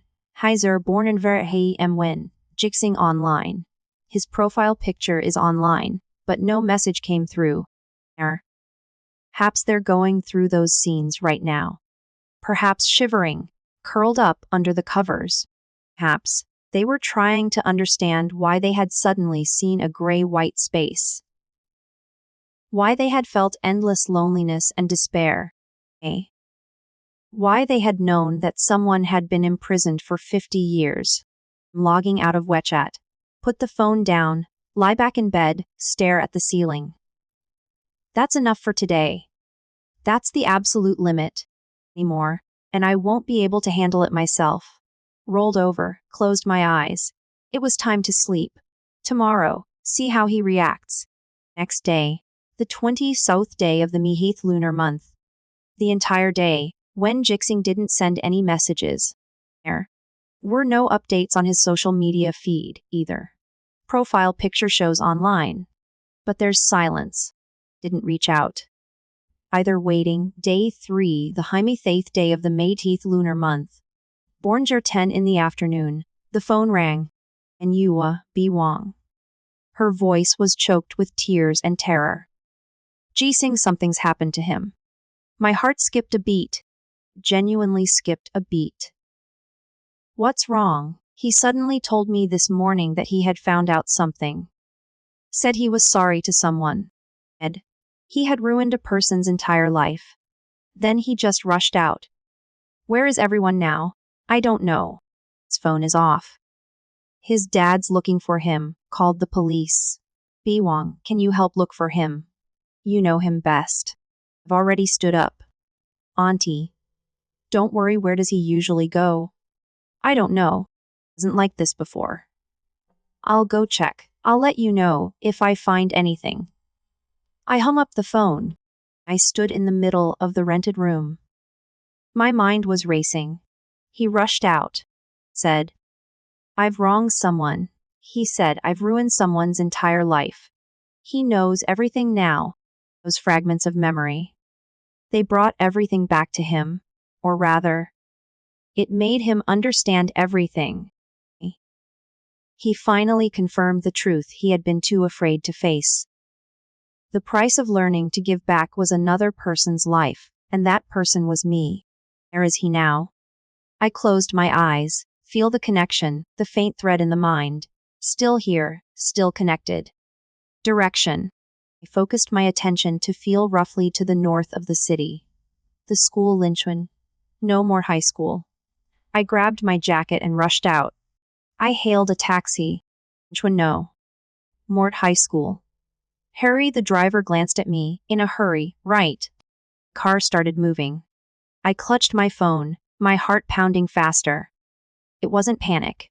It was a premonition, a very bad feeling. Linchuan. No more high school. The rooftop, 6th floor. In my past life, that's where I jumped from. If he were standing there right now. Traffic was stuck for 7 minutes. 7 minutes. I almost got out of the car to run. We finally made it. The school gate wasn't locked. There was only one security guard during winter break. I ran inside. I ran to the classroom building and went upstairs. 1st floor, 2nd floor, 3rd. Legs aching, gasping for air, on and on, 4th floor, 5, 6th floor. The rooftop door was open. I rushed over and opened the door. The wind rushed in. It was bone-chillingly cold on the rooftop.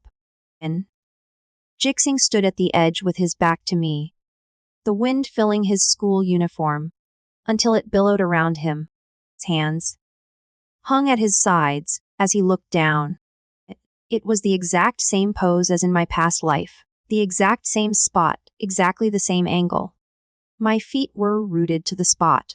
My throat tightened. Jixing. I called out to him, my voice steadier than I had expected. He did not move. Jixing. Shoulder twitched. And then he turned around slowly. Tears streamed down his face. It was not a full-blown sob.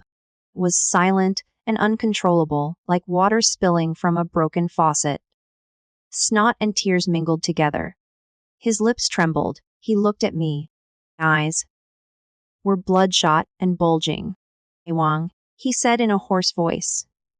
I saw it all. You were locked up for 50 years. I did it. His legs were going weak.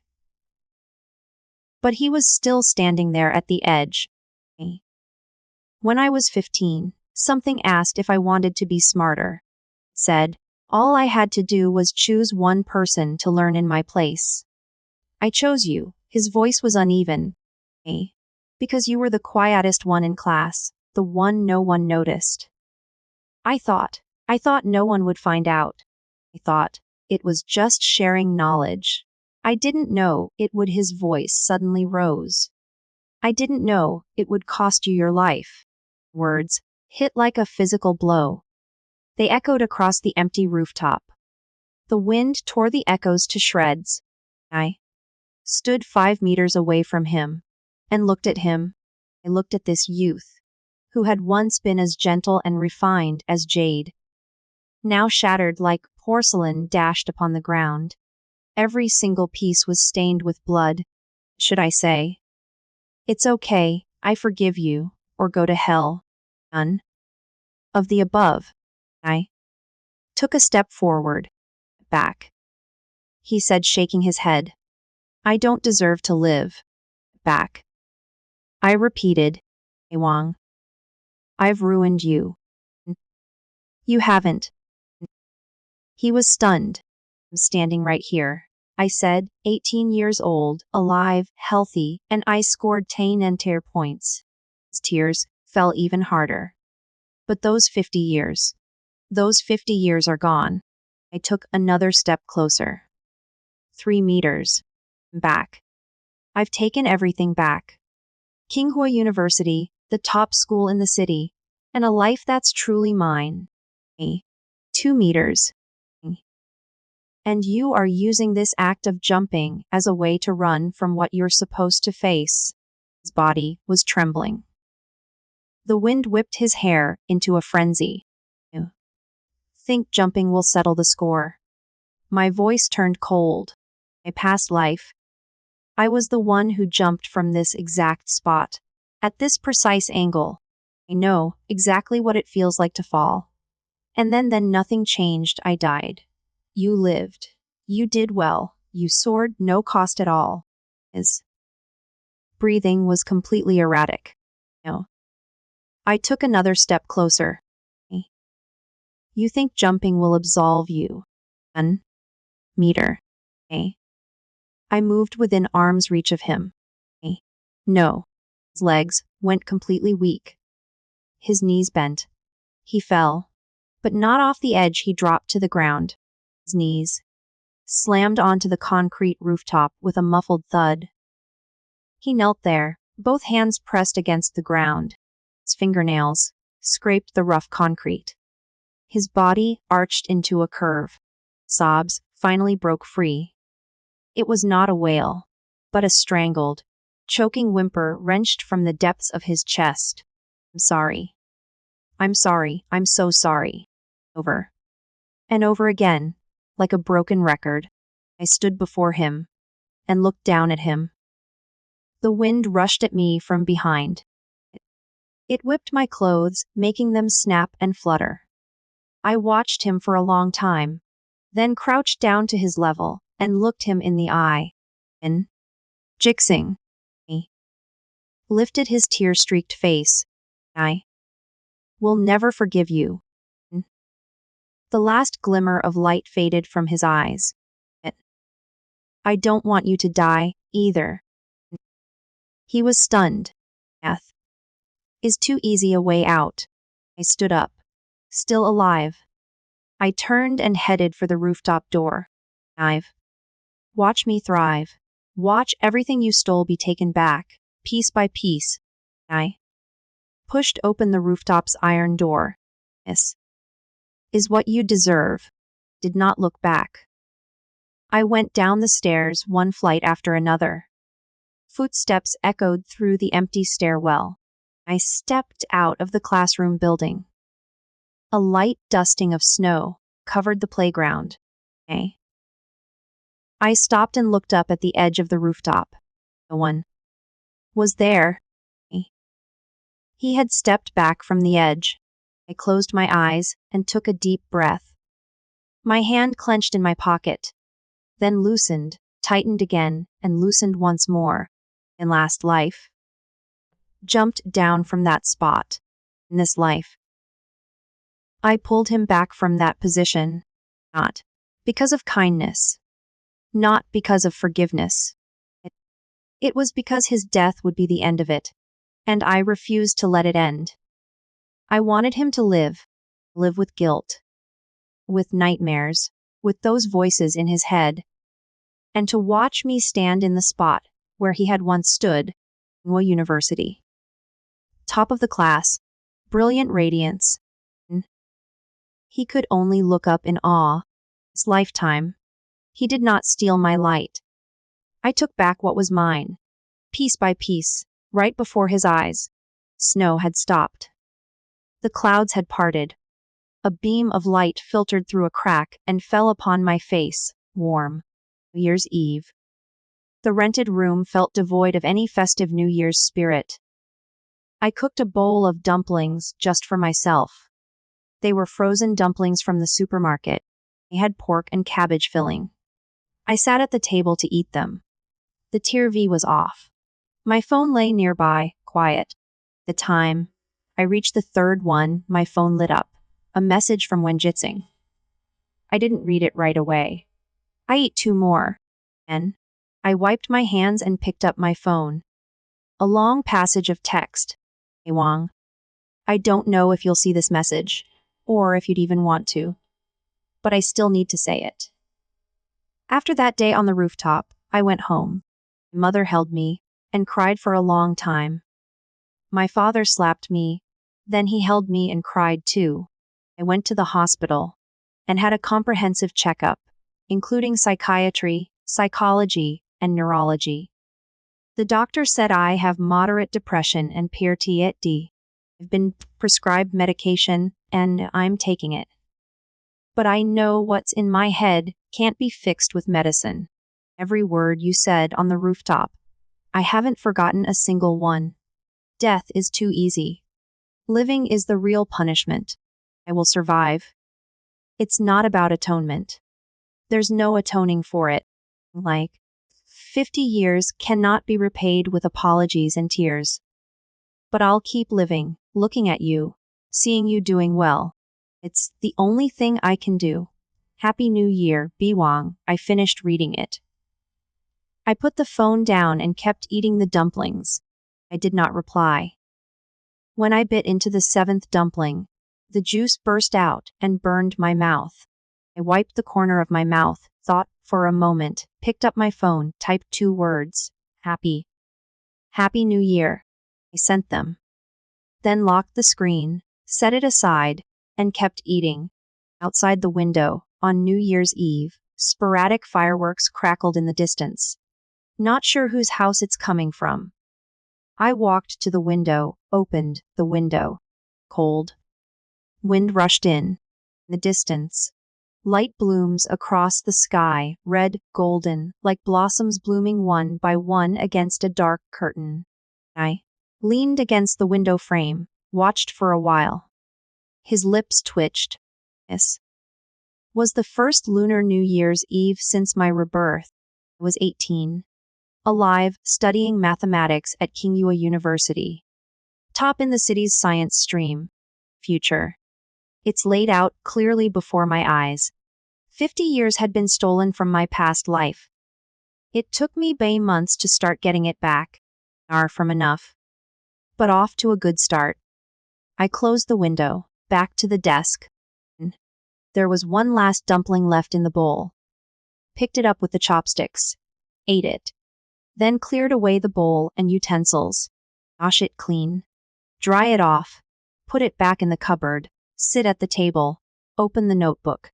Turn to that page of the list. College stage plan. A small line of text followed the first item. Final GRPA born chum fum. Rule 2, maintain the relationship. Rule 3, link observation. In progress. Rule 4. Wait, I've added a new line after Rule 4. Fifth, stay alive. Paused for a moment, added a few more words. Live better than him. Closed the notebook. Turned off the desk lamp. The sound of fireworks outside the window grew more and more frequent. Whole city is celebrating the new year. I lay back down on the bed, closed my eyes. That connection in my mind was still there. A thin single thread. It's connected to a certain direction. It's connected to Wenjixing. From now on, I won't use it to attack him anymore. No need. He's broken. Enough of this brokenness. Next, I only need to do one thing. Live. To live fiercely, brilliantly, for all to see. I've let my life become the greatest punishment of his remaining years. Every time he looks at me, he would be looking into a mirror. It reveals what he stole, revealing what he owes, reflecting the debt he could never repay. This is my revenge. Not to destroy him, to surpass him, then let him see it with his own eyes. A lifetime. The last firework outside the window burst. Golden light spilled in through the gap in the curtains. It fell upon the ceiling like scattered gold dust. I closed my eyes, my lips curled slightly. Happy New Year. Chi Bi Wang, your second life starts now.